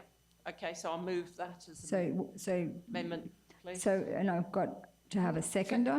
Can I just clarify that option to renew? Yep. an option for council to renew, not an option for the Lions Club to renew. Well, it's both. Yeah, not just, Yeah. but not just the, So, But so, then if circumstances change, so just wait till we get, Sorry. you've got to move the got amendment, to keep us in line, haven't you? and then we'll get a seconder, and Okay. then you speak to the amendment. All So, right. so what's your amendment? Just That the lease term be changed to be 2 years with options to renew, or do you want a number of options to renew? So did you want to, Mark's get the CEO expert on the Mark words. can guide this procedure. Yeah, your stand, So just one at a time, please. your standard is 3 generally. All right, So, 3 yeah, years. so, I mean, like, and then it would be with an option to renew, which would be 1 renewal. Yep, then it comes back to council. That's fine, which council may well renew it. Anyway, Okay, so we need to get the motion, and then I'll call for a seconder to the motion. So councillor Deneen, so you've got a seconder. So have we got the motion? Everyone knows what the motion is, so I'll ask councillor Height to speak to the motion. probably, you're right, you've got it. Just that it gives us the flexibility. I think they do fantastic work, happy for them to lease the building. I just think 10 years is far too long. We do not know what's happening in a couple of years' time. That is the centre of town. As Councillor Erkin said, it's not really a storage. But look, at the moment, we haven't got any other use for that building. So happy with 3 years with the option to renew, and then on either party. And then if things change, then council or the Tobinga Lions, because Tobinga Lions could fold in 2 years, and then all of a sudden they're holding this building for another 8 years. I just think 10 years is far too long. So 3 years with an option to renew, and then we can, give council the power to decide. And it's a small building. It's not as though it's a huge, they're not fitting it out. So it's not as though it's going to cost them 20,000 to, refurbish. So I don't feel it's any impost on the Tobinga Lions. I'm not sure who's responsible for cleaning it out, but anyway, we cleaned out. They can use it for 3 years, and there's options to renew, and we'll have a better idea, well, whoever the council is, in 3 years, whether that's a good option, good idea to renew that option. I just think 2 years is too long. 10 years is too long. Thank you, councillor Height. So I think Rebecca would like to speak. Thank you. Thank you. Through you, Mayor, I just want to make a clarification about the option to renew. The option to renew is committed by council now, and it won't come back to council in 3 years' time.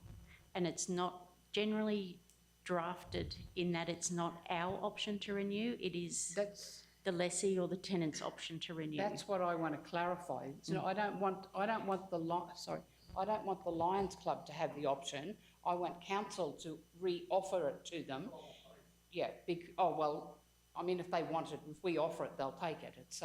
But if we don't put it in that it's council's thing, they can do it. So It would be that we don't have an option to renew, and that it would have to come back to council. to renew it. I'm happy with the 3 years and it comes back to council, because the chances are in 3 years' time, if it's working well and council has no further use for it, so can it be 3 years without that option to renew? So I just need the seconder to agree to that.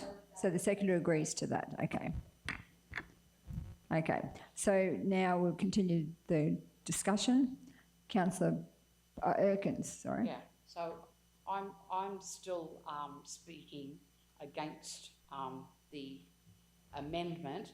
I don't believe that there were any other organisations in town given an option to apply for that. If that had been public knowledge, that was available to be leased to someone, I believe it hasn't been done fairly. There are a lot of other organisations, I'm sure, that would be more than pleased to put something in that building. I know that in Nanango we have a lot of organisations who come to me all the time looking for somewhere to put their gear.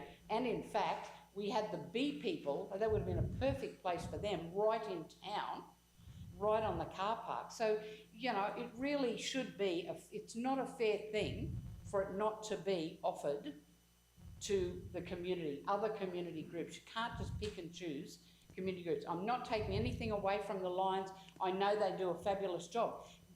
You might have half a dozen people come in and we may say, no, the Lions are the most deserving of it and that's who we want to give it to. But I don't believe we're doing the right thing if we just pick and choose somebody and put them in. So, Councillor, was it Potter, Councillor She has the Danita, did you have your Well, no, the amendment, light on yeah, right of reply. first, or Councillor Potter? Oh, okay. Yeah. So it should be Linda and then Denise. Oh, so sorry, we just need to clarify this. So, CEO Mark? So you're up to an amendment, so you're voting on an amendment and whether you want, so the original, so the right of reply comes in because the amendment gets discussed now as we go along. So the right of reply comes in when we go. So if the amendment's voted up, Councillor Potter would still get the right of reply as the original mover of the resolution. So it should be Councillor Little But so the right, Yeah, so you're in for it and against now, Mayor. but in the right of reply for the amendment, wouldn't that be Councillor Hyde? Well, if you want the last speaker, it depends on your standing orders whether you give a right of reply and an amendment because it is amendment. But the substantive resolution, whether it's amended or not, goes back to the original mover. I don't mind. Yeah, but anyway, yeah. Okay, so it's up to your my call call? if you want Okay, to, yeah. so, all right, so Councillor Little. Thank you, Mayor. So, I don't know, Jane, whether anyone else has even approached council about looking for a storage facility. I do know that other community groups have approached council about meeting rooms and function rooms and that sort of thing, having their own place to hold meetings. But this is a storage shed. It's not somewhere where they will go and hold meetings there and everything. They will go, put their stuff away and then collect it when they next need to use it. So, you know, I really don't like your argument there. It's possible that the Lions Club were the only ones that ever approached council about finding somewhere for them to be able to store their goods. And we have found somewhere. We've just renewed the lease on the hub as well. So there's the whole length of the lease for the hub. And the 10 years would have fallen in actually for the length of the lease of the hub. And they don't want it. And that's all I've got to say. So thank you, Councillor Little. So councillors, who had the light on next? Was it? Am I doing one at a time? Not yet. So no, you're just speaking to Councillor Potter. I'm speaking against the amendment. I believe we should leave it as the original motion. That shed has been sitting there for a long time, over 10 years that I know of. It's had a bit of storage stuff in it and that's about all council use it for, which we can move elsewhere, which I've been told. So I just want to say that when different groups approach council, we've worked with so many different groups that have approached council for different leases, for different things like that. When we had the sheds up at the Enterprise Centre, the Rotary Club, the Lions Club, used to lease them, the two Rotary Clubs and Lions Club. It's now over to St John's as well, that leased that space up there. And all they did was approach us and to get those leases. So we've got the South Bennett Woodcrafters that approach us, that we work with them to get them their space. This is what community groups do. We work with the Buranda Beekeepers to get them a space that when they first approached us, we gave them that shed in Pound Street near the community gardens that don't get used. It was a shed that wasn't being used. They've cleaned it up beautifully, and I do believe if the Lions Club get the full lease for the full 10 years, I believe they'll make that space look incredible and amazing, a lot better than what it already is now. So I'm speaking against the amendment to the motion because I believe, and you know, with what the Lions Club are doing, they've got the Tradie Day coming up very shortly, which is helping all the people that have put their names down in the community. They've organised the tradies to come and help people in their houses to do day trades. And as a council, we are supporting that as well by use of a tippers, by use of a skip bin as well for the rubbish for that. So I think we should be supporting our community groups that support our community. Thank you, Councillor Potter. Councillor Sander. In saying that all those names that you rattled off, Councillor Potter, all seem to be in the Kingaroy area. So when Mergen Rotary Club puts in their application for a shed next week, then I hope you have the same thoughts and you can build a shed or find a shed for them to have storage. How many Lions Club members have we got in here?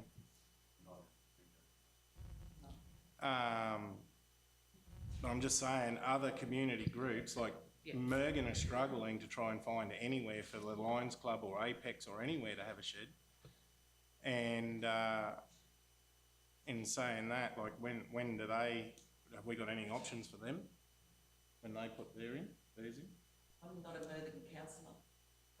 I'm not a Mergen councillor, so I do not know Well, what I'm is just around Mergen. urging, like, when those applications do come in, then I hope that we could have the same sort of discussion. Well, I'm quite sure that as a council, if there was someone in Mergen, a not-for-profit group wanted a shed, that if in the same situation as he is here now, that it would be discussed through the same process. I actually had a phone call yesterday to say that the Christmas chair, the storage shed that it's been paid for in there is actually they're giving that shed up because they couldn't afford it. So they're actually looking today to try and find a storage shed for the Christmas chair. So maybe we need to look at that to see if there's any storage space in Mergen or in the surrounds to store the chair. I think that's a separate issue, but we certainly need to follow up with the chair if there's an issue in Mergen. Councillor Erkins. Councillor Potter says that the shed's been sitting there for 10 years and no one's done anything about it. I didn't know it was a council shed. I wonder how many other people knew that it was a council shed, but I didn't know it was a council shed. So, and when you say that there's not other organisations, the Garden Club in Nanango are looking for somewhere. They've been approaching me numerous times looking for somewhere to put their gear. They've got barbecues and tables and pergolas. The Tourism and Development Association in Nanango, they've got a barbecue that they stuck underneath a building and buggered because they didn't have anywhere. So, as I said, I'm not in any way saying that I don't appreciate what the Tobinga Lions do. I just don't believe that we are going about this the right way to just give it to them. And when you say they approach, who did they approach? Did they approach Councillor Potter or did you approach them and tell them about that shed? But, you know, I just feel it's been stuck on us as a shed there. I do believe it's a valuable asset. It's besides the hub, and I think I voted against the hub, giving a 10-year lease. There's, you know, we're living with plenty of decisions that have been made by previous councils who've given long leases on things. And I just don't believe that we should be doing that, especially with a shed that we could put to use if we happen to get the health building that's in front of us. How do we know? There's no shed or anything for that we may need to do storage in. So, I'm just going to give Councillor Hyde the right of reply, but I'm just going to say that I actually support the amendment because I think that 3 years is a good length of time. And then, as Councillor Hyde said, the Tobinga Lions Club are a new club. We can see how it looks in 3 years' time. But 10 years is a long time, and we don't know where the club's going to be in 10 years' time. So, and then you'd have to face issues around if the club wasn't active and they weren't using the shed. It's like it is a long time. So I'm supporting the amendment as it stands. So, Councillor Hyde. Thank you. Firstly, I'd like to say nobody is doubting the value of the Lions, any Lions across our region. They all do a fantastic job, always happy to support them. In terms of the precedent of asking other people, I feel we don't do that with any other asset. When various sheds and, come up, we don't put it out for open tender, we just put it out that, yes, we'll lease it to these people. So I don't feel we should be seeing who else wants the shed. The Lions have applied, they've followed the paperwork. I'm more than happy to lease it to them for 3 years.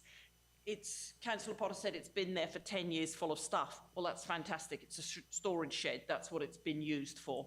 I am just a little concerned about making sure that Peanut Festival historical stuff isn't lost, but I'm sure that will be managed. So I am supportive of the 3 years, and then in 3 years' time it comes back to council.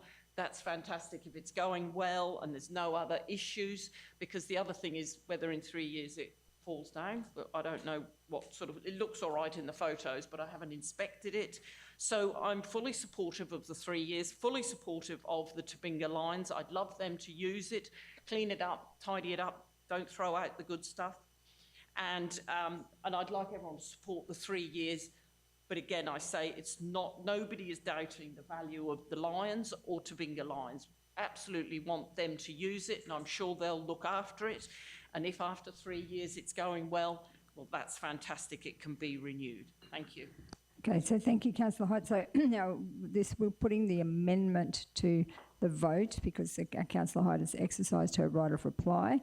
So now we'll vote. So on the amendment, which is the 3 years, the original motion was for 10 years. So put it to the vote. All those in favour of the amendment? All those against? The amendment is lost 5 votes to 1. Sorry, 1. Sorry, the amendment has been successful. Sorry, the amendment has been successful 5 votes to 1. So, sorry, 6 votes to 1. And then now the amendment becomes the motion. So the original mover, is that correct, CEO Mark? Carries the right of reply. So then do we open the debate again on the motion? So we can open the debate again on the motion if we... Can I move the motion as put to the vote? The motion be put. So Councillor Urquhart has moved that the motion be put. Someone to second that? Councillor Hyde. So now I'm obliged to just because it's a procedural motion, so we just vote on it. All those in favour? Against? Carried unanimously. So the motion is put. So this is the motion. So that it's the amendment. So the motion, the amendment that we just voted on. Do I need to read that again, CEO Mark? No, I don't need to. So we'll now vote on the motion. Put it to the vote. All those in favour? Against? Carried. The motion is carried unanimously. So the Lions will have the lease of that building for 3 years, and then it will come back to council. So thank you. Thank you for the robust debate. So now we're moving on to the list of correspondence pending completion of assessment report 13.7 on page 166. Thanks, Rebecca. So the officer's recommendation is that the list of correspondence pending completion of assessment report as at 7th of April 2026 be received and noted. Someone to move that. Councillor Potter, seconded by Councillor Dineen. Any discussion, questions? Put it to the vote. All those in favour? Against? Carried. The next item is delegated authority reports, item 13.8 on page 172. And the officer's recommendation is that the South Burnett Regional Council note and receive the delegated authority report for the month of March 2026. Someone to move that. Councillor Height, second by Councillor Dineen. Any questions, discussion? Councillor Little. Thank you, Mayor. I'm just going to say RAL 18-0001.01 is showing up in Division 1, and it should actually be in the Kingaroy. Yeah, 3 or 4. 130 Taylors Road. Division 4. Thank you for that clarification. Thank you. Any other questions, discussion? Councillor? No. Are we ready to vote? Put it to the vote. All those in favour? Against? Carried. Thank you. Now we're moving on to item 13.9, which is on page 174. And the 174. So the officers, recommendation. So I might hand over to CEO Mark because he was going to follow up with some information requested by council. So, Mayor, we've had a number of councillors come and speak about some of the conditions. There is some information that we do need to seek that we won't be able to table today. So I would suggest that we lay the matter on the table and request an extension from the applicant, and then we can bring it back next month. Because we will need to seek further information on this one. So if we could just go straight to the Happy to laying move, on lay it table, on please. table. So councillor Hyde has moved it lay on the table, seconded by councillor Dineen. There's no discussion on a procedural motion. I'll put it to the vote. All those in favour? Against? Carried.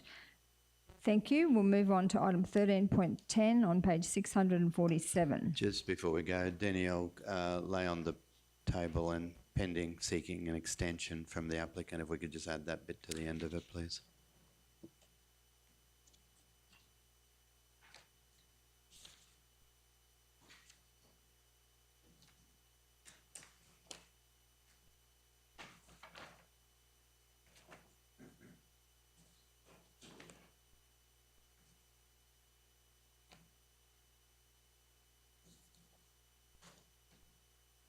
So this item is 13.10 on page 647, the development permit for a reconfiguration of a lot subdivision. This is Lysdale Road, Wandai. And the officer's recommendation is that council approve the development permit for material change of use for an undefined use. Oh, where is it? Sorry. The officer's recommendation is that the application for a development permit for reconfiguring a lot subdivision, one lot into 40 lots over 3 stages plus 2 new roads at Lysdale Road, Wandai, and described as lot 59 on SP 184725 be approved, subject to the following conditions and recommendation. So there's a list of conditions there. So would someone like to move that? Councillor Sander, second by Councillor Erkins. Discussion, questions? Councillor Sander. Just wondering whether these conditions that have been put on this are just a standard condition, or whether they've actually been itemised for this.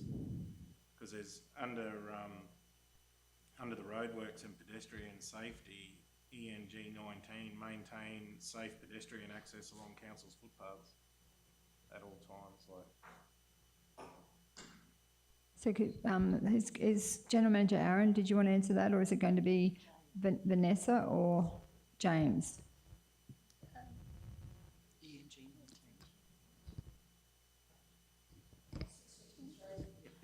So Santa, probably my understanding, councillor, is these would be standing conditions that would be applied in that case. My understanding was also based on discussions too. There was an amendment possible for 19 to be assessed by council to look at the widening of Houston's Road. So we would then, if council was willing to endorse that condition, we would then renumber based on adoption of that. So I think Denny, I might have a copy of that condition. So that's probably the one that we were going to raise with council. From where the estate entrance is to, like, is it Slater's Road? James has given an amendment, if Jenny, I can put on the screen just to see whether council wants to consider widening that section there.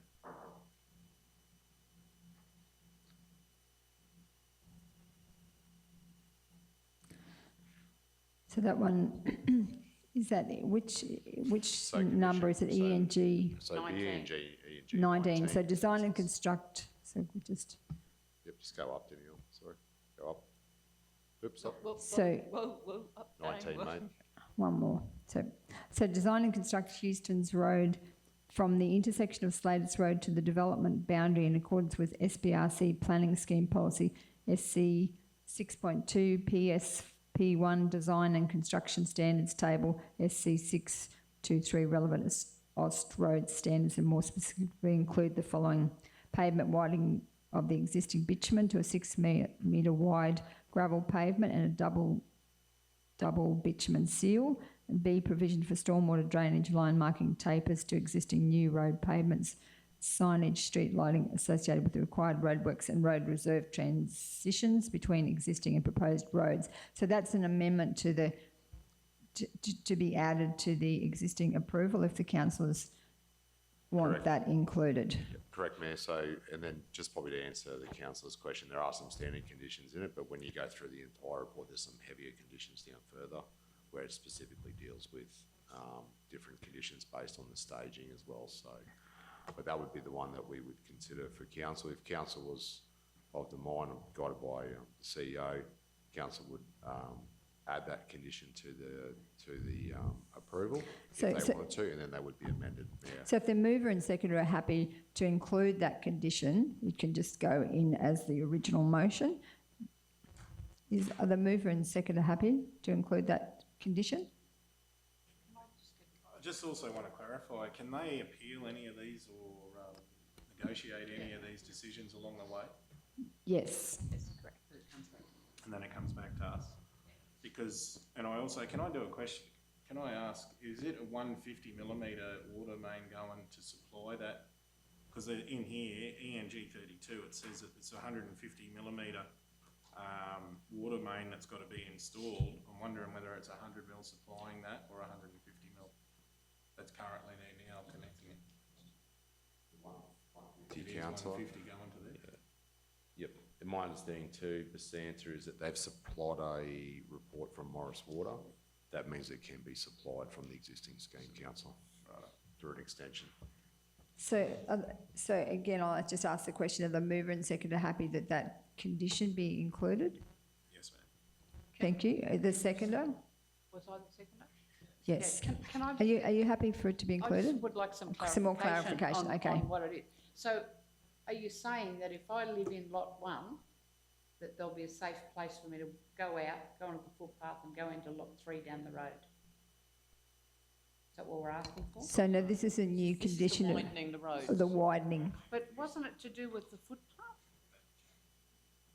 Well, what about the footpath? No, the condition I just read out was to do with the road. But the condition that was originally asked about was maintain safe pedestrian access along councils. So that's part of the roadworks council. So when a developer constructs their roads or their assets or their water mains, some of the standard conditions are that they need to make sure that people can traverse those areas, same as any person doing work in a public reserve.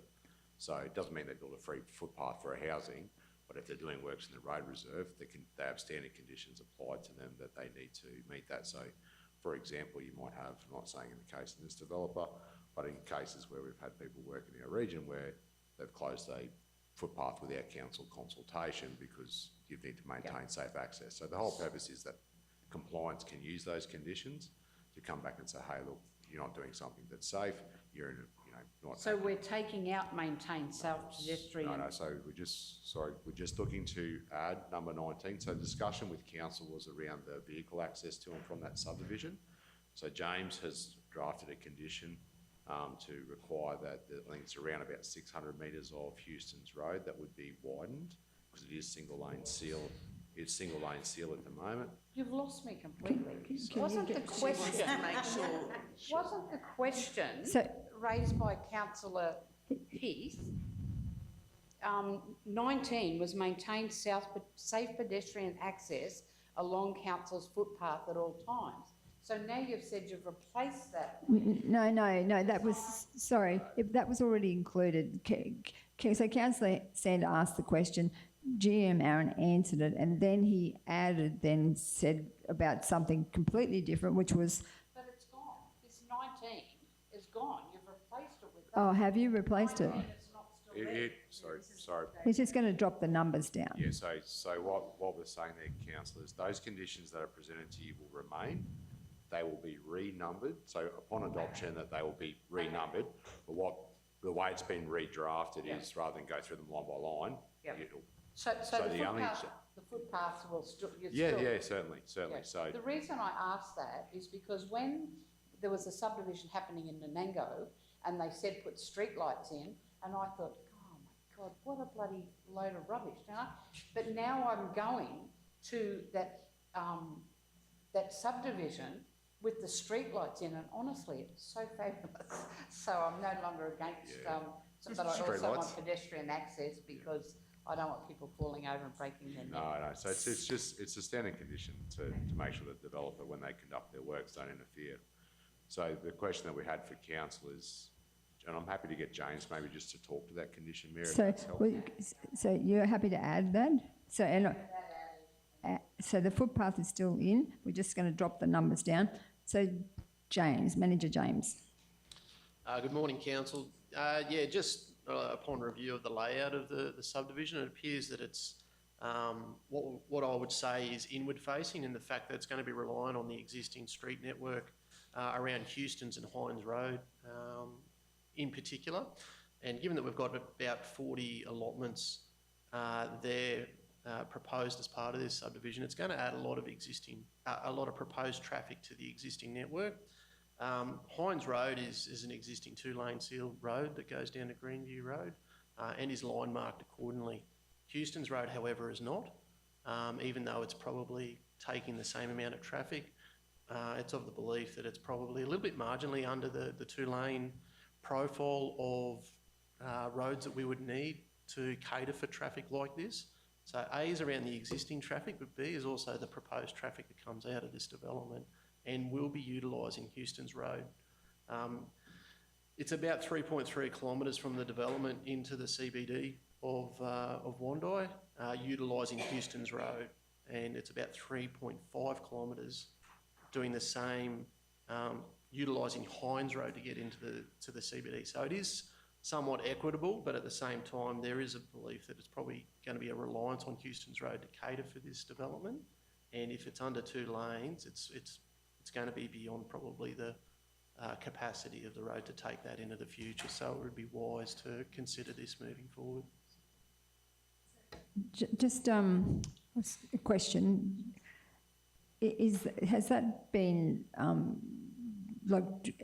as part of the whole process, the development application process, has that been discussed with the developers, or is that just something you've just thought in the last, couple of days or day, that you wanted to add that on the back of some of the discussion? I think yesterday we talked about concerns about the increased volume. Was that on the back of our discussions yesterday? Yes, Mayor, it's been a discussion with the planning team as of yesterday. Thank you. Councillor Potter. Yep. Thank you, Madam Mayor. I actually think it was myself that brought that up yesterday with the increased traffic flow into that area. You've got a single lane section of road, and I'm sure once you get those 40 new residents in that space, there would soon be a submission to council to actually widen that section of Houston's Road, I think it is. My only other thought was, once this road is done, the lots are then on the market. Is there a period of time that the developer has to maintain that road before it comes to council? So it comes to council in a certain condition?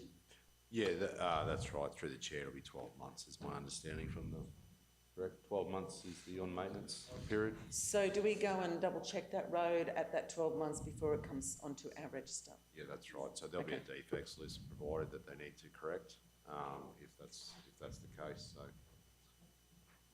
So, Councillor Deneen. Thank you, Madam Mayor. The community concerns highlighted regarding this have been many and varied. One includes the habitats, but also the size of the blocks and the frontage, the road frontage onto the road. Are those blocks all the recommended road frontage width? No, some of the lots have got road frontage that's below the standard road frontage required in the zone. Thank you very much for that, Vanessa, and I think that's a good reason to relook at this, because I don't believe that we should be allowing, it's not only a major change for that area, considering they're all 5-acre lots, but now we're allowing a smaller than usual frontage onto the road. I don't get it. I'm very concerned about it, and quite a few people have spoken to me about it. I'm very concerned as well. So could you just clarify that? Sorry, Vanessa, I just wanted to get clarification on what that comment means. Okay, so she's just trying to express that because the road frontage is below the standard requirement in the zone. So she's saying that it's just a concern and we should revisit approving this development because of that. So I believe this is something our engineers can look at because they did look at the access to the sites for this development. So how much below? I'll just quickly have a look. I think the least should be 7 meters. 7 metres. Yes. But Was that due to a is that like a cul-de-sac? battle axe block? Battle axe There block, would be so a that's, cul-de-sac. that's usual. It's due to a cul-de-sac. at Yeah, the it's a end. I think it cul-de-sac. was 10 Yeah. metres because it fans out wider. It's only the road That's frontage. that's pretty common in any cul-de-sac. Yep, okay, so that's good to know. Councillor Height? Yes. Look, I think this is a good development and I'm supportive in general of the development. But it's seeking to create rural lifestyle lots and most of them are 1 acre, which to me is not a rural lifestyle, and most of the adjoining blocks are 2 to 5 acre blocks. So I'm afraid I can't support it because I feel that that's not a rural lifestyle. It's an overgrown or slightly enlarged house block. So I'm not supportive because I think that's not, it's a rural lifestyle out there, and I don't feel an acre is one thing or another. Thank you, Councillor Height. Councillor Sander? Yeah, when I seen this application go in, it's probably the most ideal spot in Wandi to do it, rather than one other spot that I've thought of. But you look at it, everyone in Nanango now that has the 5 acre blocks, Councillor Erkins is saying, wants to split them smaller because they can't maintain them. Or they're getting older and they want their kids to have a block close to them, so they're splitting it smaller or attempting to. If you look at the other areas there, you've got Slater's Road, you've got Houston's Road that have got these blocks on. And they've got, it's the ideal spot to split it. Where else in Wandi are you going to get a 1 acre block? There's nowhere else. Like, yeah, it might not be ideal having a 10 metre wide entrance at your front on your road frontage, but at a cul-de-sac you're going to get that anyway. They fan out to 1 acre blocks, they vary in sizes, but there's nowhere else in Wandi or Mergen that you could get the opportunity to split this up, and the fact that it's zoned to do that, it fits in with that sort of allotment. Yes, I agree, it's going to put a higher traffic. You know, if you say there's 2 cars in every household now, if you've got 40 blocks, that could be 80 extra cars every day coming in and out of there, 1 or 2 kids. You might end up with 130 cars coming out of there a day extra. But I believe that if we want to, as a council, expand and we've got developers that have that thought. I know that they've owned that block for a very long time, and now's the time that they've come forward to put the application in. I believe that we should be grabbing it with all hands open and running with it, because that area is the ideal spot, the ideal location to split up blocks. And I believe if you did 5 acre blocks in 10 years or 5 years time, they're going to be asking if they could subdivide, and then we're going to be back in the same boat. So I fully support it with the conditions that are in here. There might be a couple that need to be negotiated because to keep everyone happy, but I believe that it's the ideal spot. And if we want to drive for some area in Wandi, like, you know, subdivisions in Kingaroy, there's been this one and that one and that one. In Wandi, you don't get many subdivisions, and we need to grab it. Thank you, Councillor Erkins. As a real estate agent, Ros, I can assure you that most people coming to this area now are in the older age bracket, and they are looking for 1 acre blocks. We have lots of people come in, they discount Nanango because we don't have much in the way of 1 acre blocks, but we do have that new subdivision and and they are smaller blocks, and I believe every one of those blocks has been sold. So I think it's a different demographic that are moving here now. They're not looking to come they're not got a young family and coming with their kids and wanting a horse. They're actually older and they don't want 5 acres because it's too much for them to maintain, which is evident by the people that have contacted me, and the reason that I'm pushing that we allow people with those 5 acre blocks to be able to subdivide them into smaller blocks because they're just too big. And a lot of these people, they're coming from very, very small blocks, 600 square metres in Brisbane or Toowoomba or Ipswich, and they're coming up, and an acre is, I mean, if you're pushing a pushmower around a 1 acre block, it's pretty big to maintain as well. So, I'm very supportive of the 1 acre blocks. I believe that is the market that we're looking for. We're looking for those people to come. A lot of them are retirees, they're self-funded retirees, and they've got the money to build nice houses and add all that money to our rates. Thank you, Councillor Erkins. Councillor Potter. So just looking at some of the feedback and that from the people as well, they've talked about visual amenity, they've talked about setbacks and things like that. So I'm just wondering, on a 5 acre block, what is the setback as opposed to a 1 acre block? So I believe if they were going for 5 acre blocks, this would have been as of right. It wouldn't have had to come to council. Is that correct? For starters. Sorry, can I have that again? If they'd done 5 acre blocks, this would have been as of right. No. It's code accessible. So the only reason why it came to council and the only reason why it triggered impact assessment, is because of the road frontage. Otherwise, the lot size is in accordance with the zone code requirements. So the lot size is actually in accordance with. Yes. It's zoned, Councillor Potter, it's zoned RR1, so 4,000 square is your minimum lot size. So the lot sizes are compliant with the scheme. Okay, so the people that bought those houses beside there, they would have known that if they've done their homework by buying those blocks of land, that this was actually code accessible for 1 acre blocks, basically. Yes. Okay, thank you. Thank you. And Councillor Height. Can I just ask a question? The blocks surrounding this development, that area, are largely 3 to 5 acre blocks. How many requests have we had to subdivide those into 1 acre blocks? So hand over to one of the planners or to GM Kerry. I was going to say we would probably have to take that on notice to have a look in that area if there's been any requests in recent years. So Councillor Little, so we'll take that one on notice. But Councillor Little? Yeah, thank you, Mayor.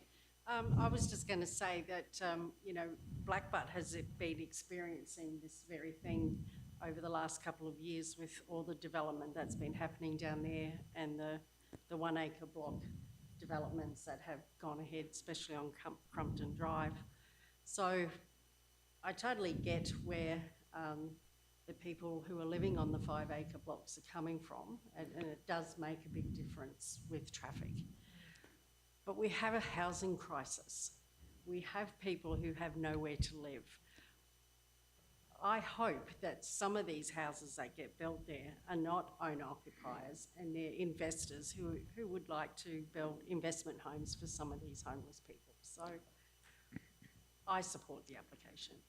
So, and I have to say that I absolutely support the application because I sympathise with the people who are living next door, but those lot sizes are as of right, they're code accessible. It wouldn't have had to even come to council if it wasn't just for those rows frontages. So we are trying to encourage development in our region. Mostly everyone complains that the development always happens in Kingaroy. This is an opportunity to expand Wondai. I know there's lots of people want to live in and around Wondai because, and there's pretty much nowhere to live. If you wanted to come to our region, it's so hard and even back when I was first elected as a councillor and there was a similar situation, I supported development because we are crying out for development in our region. So and there was lots of people against it at that time and I stuck to my guns and voted in favour of that development, and I'm again going to support this development on the grounds that we, as I said, we're looking for expansion in our region, we're looking for more activity, we're looking for more people to come because we've got a low rate base, we've got homeless housing crisis.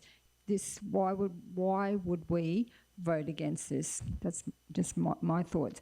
So any other comments, questions? Otherwise we'll go to the original mover, Councillor Sander, for the right of reply. After looking at the application as well, I can see that the developers have done all their due diligence, and they've actually tried to cover everything that they could, you know, to get it above board prior to it going in. They've used engineers with the water design and stuff like that have a lot of knowledge in the region. They've dealt with any environmental issues that arose from it all. So I just believe that it's a good application, and I believe that we should be voting for it. Thank you, Councillor Sanders. So we've just got this application as amended because we've got that extra condition. So is everyone clear on what we're voting on? So it's been moved by Councillor Sanders, seconded by Councillor Erkin. So I'll put it to the vote. All those in favour? Against? Carried unanimously. Thank you. All right, so the next item is item 14.1 on page 904.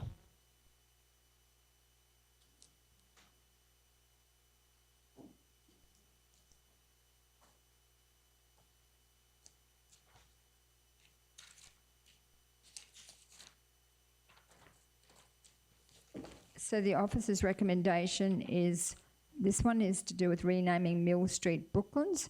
And the officers, first of all, we have to lift the item from the table. So someone moved that we lift it, Councillor Little, seconded by Councillor Deneen. Put it to the vote. All those in favour?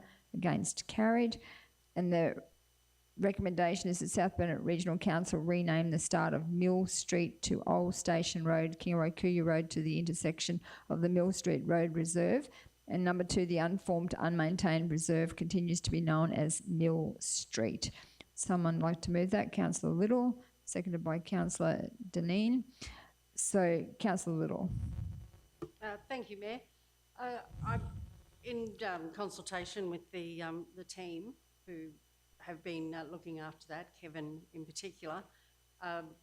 There's been no negative feedback from the residents on that street. There's only 3 that it would have impacted, and the majority are okay with the naming of Mill Street to Old Station Road. Thank you. Any other? Councillor Erkins. It's a pretty cool name, Linda, Old Station Road. It's a pretty cool name. Yep. So, thank you. Any other comments, questions? We're ready. It's been moved and seconded. We'll put it to the vote. All those in favour? Against? Carried. Next item is 14.2 on page 907, which is the Local Resilience Action Plan. The officer's recommendation is that South Burnett Regional Council endorse the current Local Resilience Action Plan, LRAP, and adopt initial priorities for submission to the Queensland Reconstruction Authority. Someone to move that? Councillor Potter, and seconded by, everybody wants to move this one, Councillor Erkins, sorry. So, Councillor Potter. Yep, Madam Mayor, look, this is something that we're very grateful to be able to put forth. The Local Resilience Action Plan is something that we've worked on for a while now with Council. I would like to say thank you to Donna Brown, who's our disaster management person. So, officer, thanks. So without Donna's help, you know, a lot of this wouldn't get as far as it does. So I really appreciate Donna Brown and the help that she's put forward.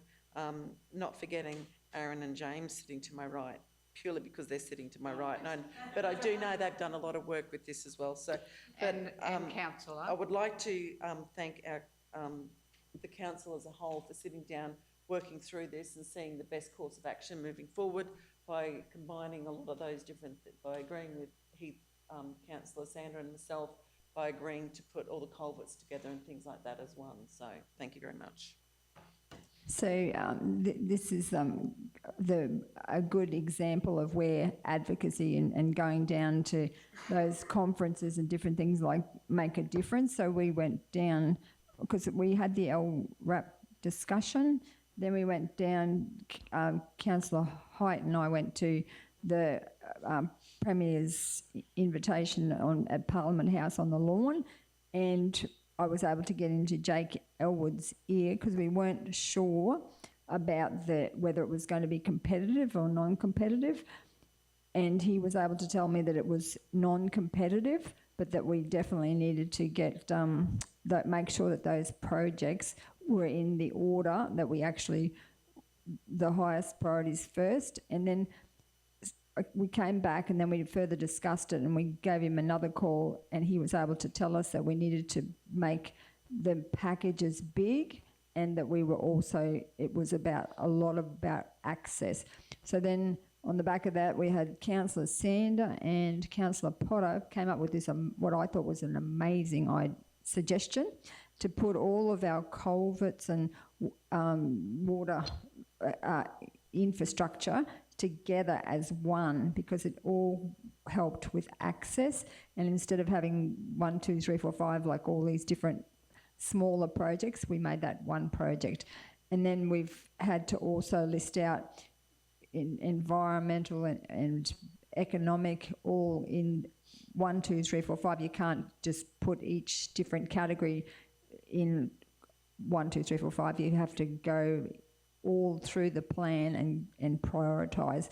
And so we understand that, and I'm really excited about what we are presenting here, has been presented here today for us, because they have guaranteed that they'll fund some projects, at least our priorities, annually, which is a great outcome. So Councillor Erkins. I just want to follow up on what Councillor Potter said about our Donna, about, what's her title? Disaster Management Officer. Yeah, Disaster Management Officer. And when she said about Aaron and James, let's face it, boys, we all know she makes you guys look good. She's very well respected. When you go, she's very well respected. She's an amazing job. She's fabulous. Yes. So Councillor Councillor Little? I'm sorry, I'm just going to be a little bit nitpicky. I'm just glancing through the whole report on page 931. I'm pretty sure that we need to do some spell check and grammar checking and that on the report before it actually goes out to print or gets sent to anybody. That's not our report. Oh, isn't it? Who did that come from? That's the Trentham rather than... So Manager James, did you want to comment on that? 931. Yeah, through you, Mayor. The Burnett Resilient Catchment Flood Resilience Strategy was a document that was developed probably about 7 or 8 years ago. We were party to that, the development of that report, but we weren't associated with the administration and publication of it. So That's been like that for a number of years. Oh, well, that's professional, isn't it? Yeah, point certainly taken, Councillor. There's a lot of other good material in there as well.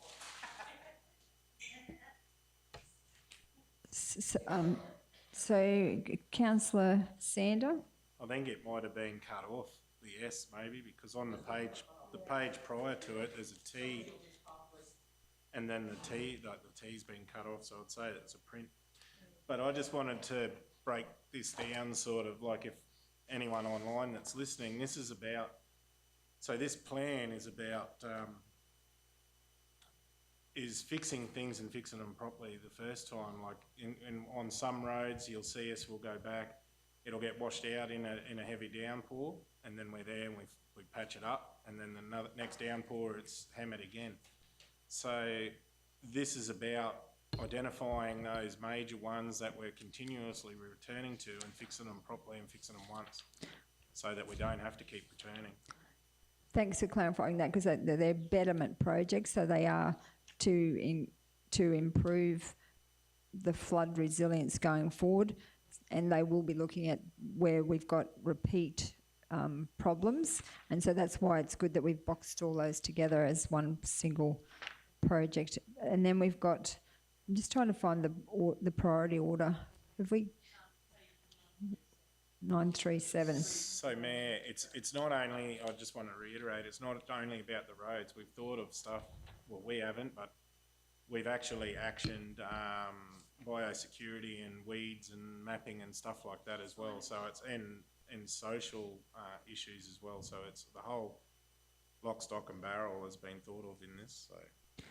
Yes, so we've got the priority one is the roads and transport, improve and reconstruct the floodways and culverts, and we've listed out all of those. And then we've got priority 2 is human and social, which is the community messaging boards, and that's to try and get signage across our region for disaster resilience.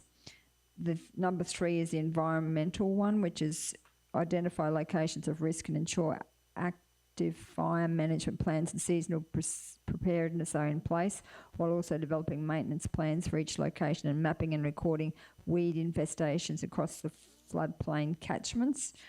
Roads and transport, again, this is an access along the road in Edenvale South. And then human and social, we've also got the particularly smaller regional LGAs don't have full-time resources to carry out disaster management functions. So these positions are filled. So that's to try and get a recovery officer for our region for at least 3 years to start to get around across what's happening with our floods and dealing with mental health issues and all sorts of things. We've had so many floods that we can't recover from one before another one comes, and we've had blaze aid to our region 5 times. So that to have a recovery officer would be a fantastic outcome as well. So, and then the final one was design and construct a weed wash down facility. I know that's very important to particularly the farmers, and to have somewhere to stop with the flooding, the spread of weeds. So they're the projects that we've got as our priorities. Councillor Deneen, sorry. Just, nitpicking again, maybe the commas moved over, but the environment, proposed fire management and weed mapping project, $30,000, it doesn't seem like quite enough. Is that all we're asking for? And for the, yes, absolutely. And the weed seed, building a, I think that was that meant to be 300,000? design and construct a weed wash down facility, only 80,000. I think that's probably going to be stretching it too, and we're going to do it because you've got to have the runoff, and doesn't seem like quite enough to me. So We'll need to go and consult internally on that one, Thanks Councillor. very much. Thank you. So CEO Mark, are we able to endorse this plan or do we need to get those changes clarified? Yeah, you probably, well, you could still endorse the plan because we want to get it in. As amended? As amended, yeah. So 300,000 for that one.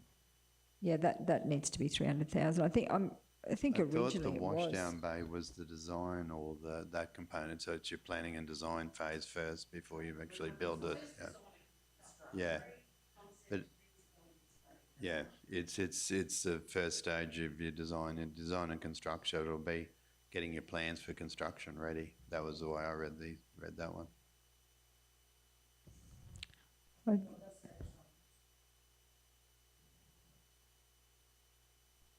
And so we've just we'll amend I know our people are good. environment to 300k.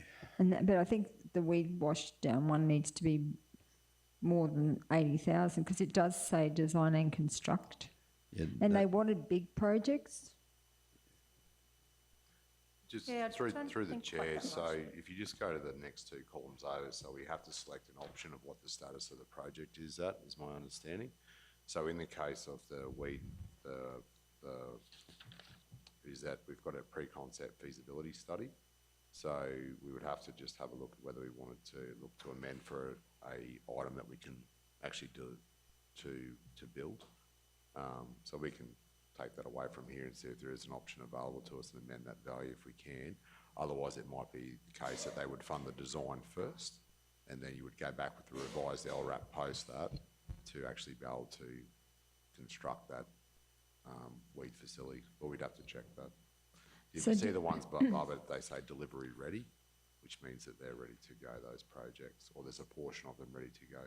So do you think that we need to just check those figures before we adopt this, and then, because we've got the questions on notice and the confidential, we could go back and just check those figures before we endorse the plan, because I'm not comfortable with those figures.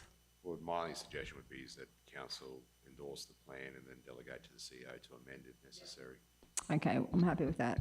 So we'll move that we endorse the plan, and we'll just add that we, with the delegation to the CEO to amend any cost changes. I agree to that change, thank you. So that's, and Councillor Erkins, do you agree to that change? Okay. So that then, yep, so that's the motion. Any other discussion? So did you, CEO Mark, can you just help Danielle get that wording?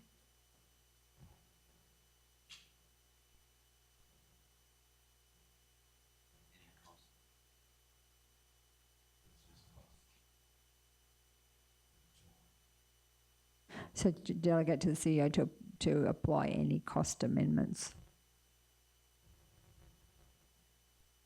Okay, all right. So any other discussion? If you're ready to vote, we'll put to the vote. All those in favour? Against? Carried. Thank you. So the next item is 15.1, question on notice on page 938.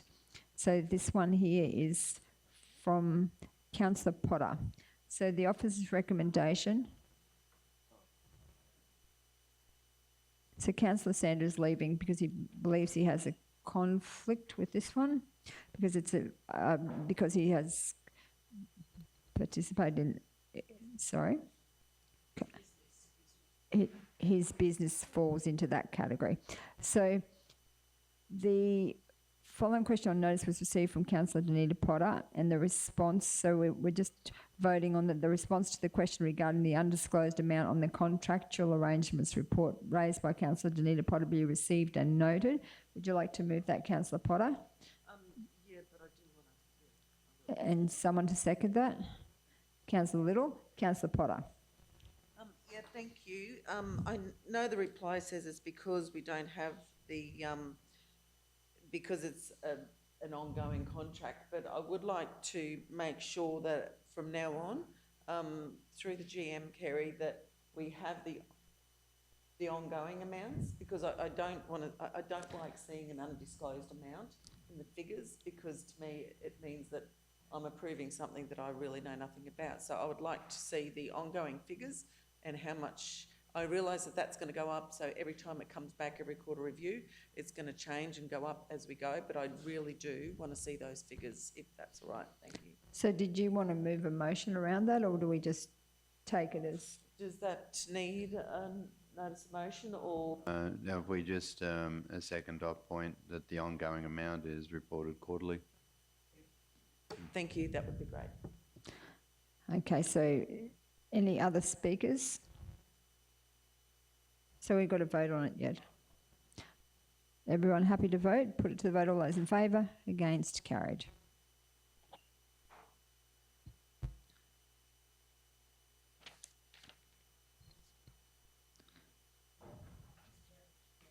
Thank you, Councillor Sanders. So the next item is 15.2.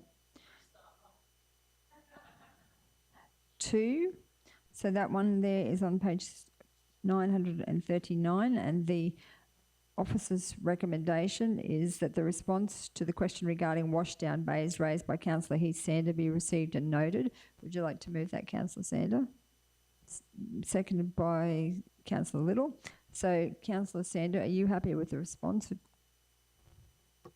This come about because of the expense. We were just trying to see if there was other ways that we could accumulate each depot so that they were all combined and do one load, but yeah, it can't be done because of the volume and stuff and the frequency that each one gets pumped out. So yeah, it was just a trial to see if we could change things, but you can't do it. Thank you. Any other comments, questions? Happy to vote. Put it to the vote. All those in favour? Against? Carried. And now the final 15.3 Mergen is on page 940, the Mergen Free Camp. So this was a question by Councillor Heath-Sander. The officer's recommendation is that the response to the question regarding the legal review for the Deborah Ross deputation regarding Mergen Free Camp raised by Councillor Heath-Sander be received and noted. Someone to move that? Councillor Sander, second by Councillor Potter. Councillor Sander, are you happy with the response? I believe that we are, Mayor, that the signs have been approved and been certified to print, so I believe they're getting done currently and then they should all be installed.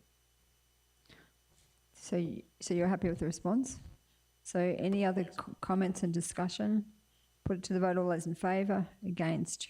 Carried. So now we're going to go into confidential, but before we do, we'll move that we break for lunch. Would someone like to move that we break for lunch? Councillor Height, second by Councillor Deneen.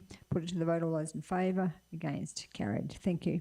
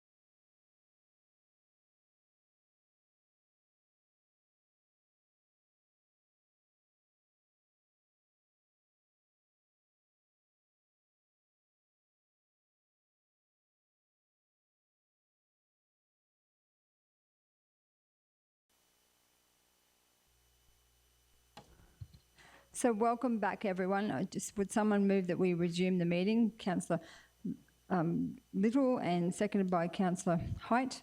Put it to the vote. All those in favour, against, carried.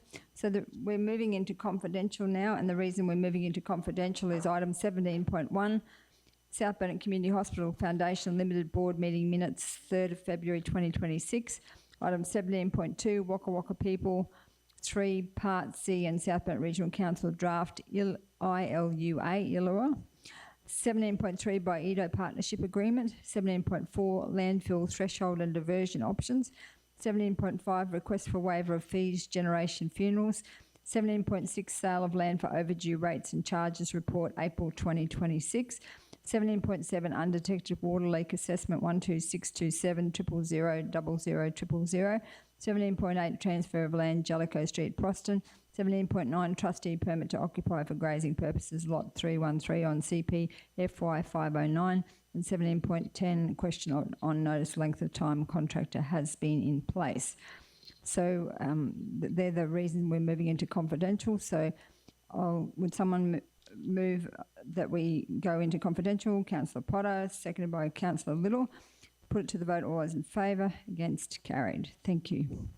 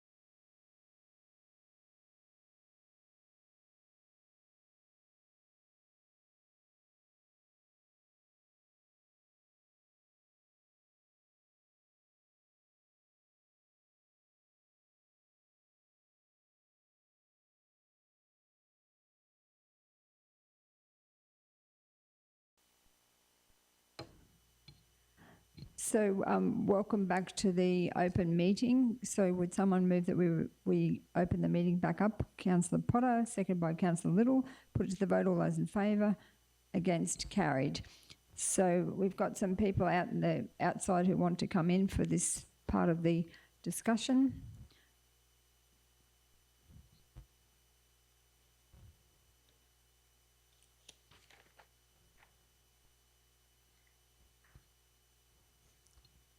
So we've got the first item is was in the confidential section is 17.1 South Bennett Community Hospital Foundation Limited Board Meeting Minutes 3rd February 2026.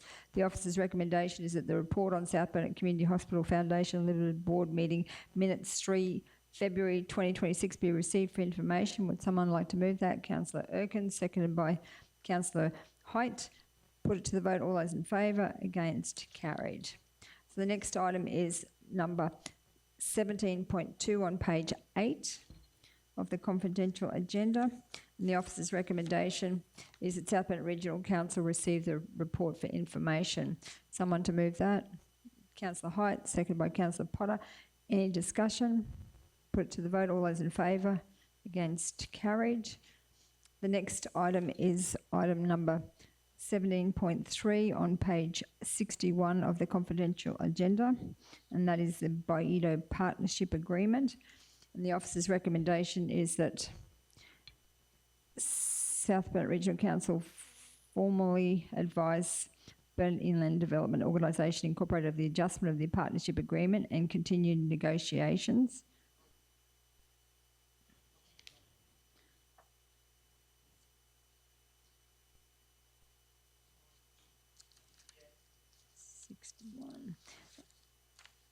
So that's the recommendation. Would someone like to move that? Councillor Erkin, seconded by Councillor Potter. Any discussion?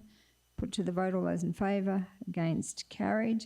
The next item is the landfill threshold, item 17.4 on page 73 of the confidential agenda. The officer's recommendation is so that we have to lift this from the table. So someone move that it be lifted from the table. Councillor Potter, seconded by Councillor Height. Put it to the vote. All those in favour? Against? Carried. And the recommendation is that the report be received for information. Someone to move that? Councillor, we'll go Councillor Little, and seconded by Councillor Sander. Any discussion? Put it to the vote. All those in favour? Against? Carried. The next item is item 17.5, the request for waiver of fees, Generation Funerals, on page 78. So the officer's recommendation is that South Bennett Regional Council does not accede to waiving of legal fees and interest on outstanding debtor fees and will pursue all outstanding debts through all available legal avenues. Would someone like to move that? Councillor Sanders, seconded by Councillor Deneen. Any discussion? Put it to the vote. All those in favour? Against? Carried. The next item is 17.6, sale of land for overdue rates and charges report, April 2026, on page 81 of the confidential agenda. The officer's recommendation is that pursuant to section 1402 of the Local Government Regulation 2012, the South Bennett Regional Council resolves to sell the land described below in Schedule 1 for overdue rates and charges. And number 2, that Council delegate to the Chief Executive Officer its power to take all further steps under Chapter 4, Part 12, Division 3 of the Local Government Regulation 2012 to effect sale of the land, including for the avoidance of doubt, the power to end sale procedures. And there's 16 blocks there. So would someone like to move that? Councillor Little, seconded by Councillor Erkins. Any discussion? Councillor Little. Thank you, Mayor. I just wanted to reiterate what we've been saying most of the day when we're talking about overdue rates and the things that any of our residents can do. So please, if you're having trouble with paying your rates, contact our rates team. They are really approachable and, you know, they're here to help, put you on a payment plan or come to some other type of arrangement. Get these debts sorted. You know, burying your head in the sand and not paying them is not going to make the whole process go away. And anyone that is struggling, please reach out. We're here to help. Thank you. Thank you, councillor Little. Any other discussion? It's been moved and seconded, so I'll put it to the vote. All those in favour? Against? Carried. Thank you. The next item is 17.7, undetected water leak on page 86. So the officer's recommendation is that South Bennett Regional Council does not accede to the request for waiving of water consumption charges for assessment 12627 00000-000. Someone like to move that? Councillor Little, seconded by Councillor Height. Any discussion? Councillor Erkins. Having been in the position where I had undetected water leaks, I do know that if it is damage done to your pipes quite often, and I know you only have to look at how many water leaks council have with burst pipes. So I just don't feel comfortable supporting that we don't give him any concession on his water. So I can't support that motion. Thank you. Any other comments, discussion? Councillor Height. I think it's relevant. I mean, I think we're very generous when this first comes up, but when this is the third request for concessions, I think that does make a difference. Thank you. I'm inclined to agree because this is the third time. So in that whole process, if you had an undetected water leak... I do understand that, but as I said earlier, the water leaks that I had, the pipe goes under my building. It was under my building, and so it had to leak a lot before it actually came out, and we were able to, take action on it. The second time, we actually replaced the pipes, but we couldn't go under. We had to make it was a big, expensive thing. So it is something that probably, I don't know whether he's thought about that, but I know it's not something you go into lightly if you think you're not going to have it again, and depending on what condition the pipes are in. So I don't know enough about that, but I just don't feel comfortable supporting it. So Thank you, okay. Councillor Erkins. Councillor Height. This is a house block, not a block of units, Jane. Thank you. Any other discussion? Are we ready to vote? Put it to the vote. All those in favour? Against? The vote is carried 6 votes to 1. And Councillor Erkins voted against that one. So now we're moving on to the transfer of land, Jellicoe Street, Proston, item 17.8 on page 91 of the agenda. So the officer's recommendation is that South Bennett Regional Council, number 1, approve and enter into as seller as an REIQ sale contract with Darryl Colin Gatkins as buyer to transfer title of 23 Jellicoe Street, Proston, described as Lot 38 on RP 576761, pursuant to Section 2361V of the Local Government Regulation 2012 for current market value as determined by a suitably experienced registered valuer. Number 2, approve and enter into as buyer an REIQ purchase contract with Darryl Colin Gatkins as seller to transfer title of 29 Jellicoe Street, Proston, described as Lot 41 on RP 57676, pursuant to Section 2361V of the Local Government Regulation 2012 for current market value as determined by a suitably experienced valuer. Number 3, ensure that the contracts provide for A, independency of both contracts, B, contemporaneous settlement. Item C, if the properties are valued at different amounts, then the consideration to be paid at settlement will be the difference in the market value. And D, South Bennett Regional Council to prepare and lodge a drainage easement over Lot 38 on RP 57676 at its cost prior to settlement. Number 4, Council delegate powers to the Chief Executive Officer under Section 257 of the Local Government Act 2009 to negotiate and execute both contracts. Someone like to move that? Councillor Sander, seconded by Councillor Deneen. Councillor Sander. I'm just having a look. The lot number's wrong. So D, on the lot, it says Lot 38, RP 57676, doesn't match up to the 23 Jellicoe Street. Lots and numbers. the lot number's wrong on 3D. Oh, okay, the drainage easement over lot 3-8 on RP 57676. It should be, But the lot numbers, So, is it, it's actually 6, it says 761. so the RP number's wrong? It should be 76, either one, the number one's wrong, or D.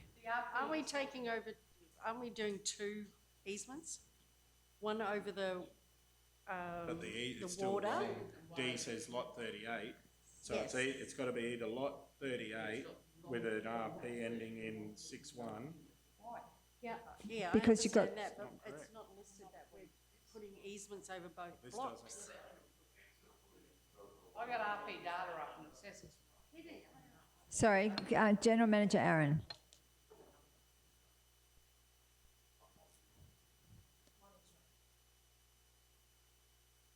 But didn't you say before that the 38 has got the water runs through it? I know that. Yeah, shouldn't there be an easement going over both blocks? Yes, there should be eventually, but the RP and the lot numbers are wrong. I'd say that with that system outage on Friday, it's chucked us back and done the. 29 is lot 41 on RP 576.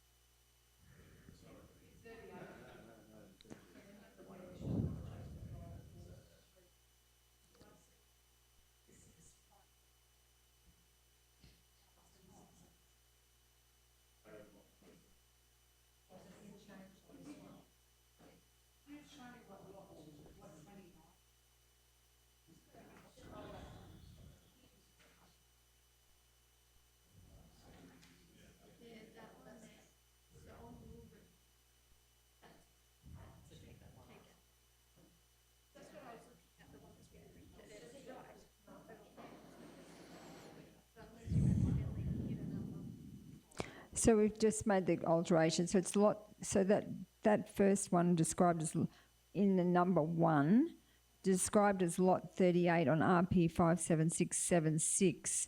We've got 1 in the printout, but on the, it's changed now back to 6, and that's, yeah, there was an extra 1 there. Yep, so we've removed the 1. So good pick up, Councillor Sandy. So it's, okay, so councillors, it's been moved by Councillor Sanders, second by Councillor Dunedin. Any other discussion? Everyone prepared to vote? We'll put it to the vote. All those in favour? Against? Carried. Thank you.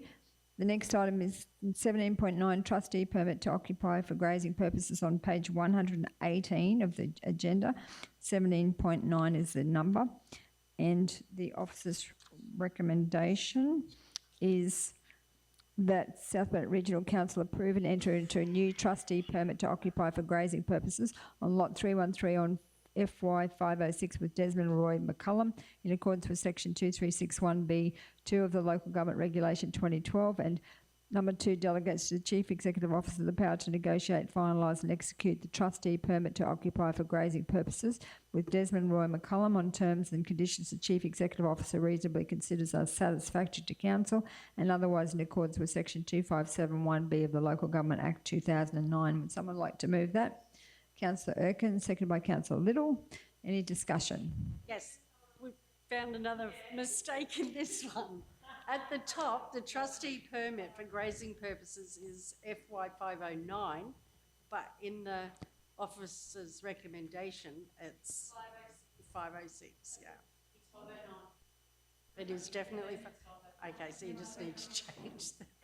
Had a bad day on Friday.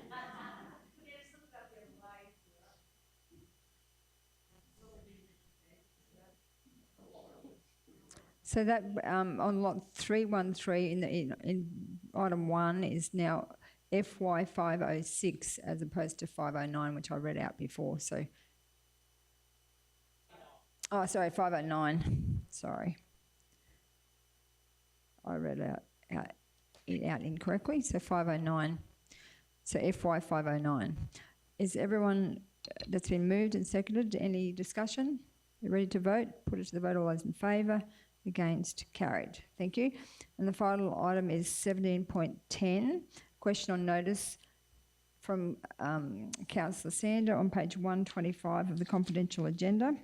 And the officer's recommendation is that the response to the question regarding the temporary project management contractor raised by Councillor Heath Sander be received and noted. Councillor Sander, did you want to move that one?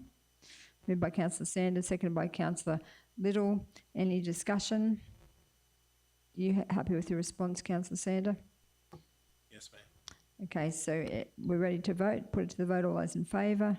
Against? Carried. Thank you, everyone. Thank you for those who are still listening online, and the councillors and senior staff in the gallery, and also Brittany and Danielle. So thank you very much, and Beck, who have joined us for this section of the agenda. So thank you, and enjoy the rest of your week. Thank you.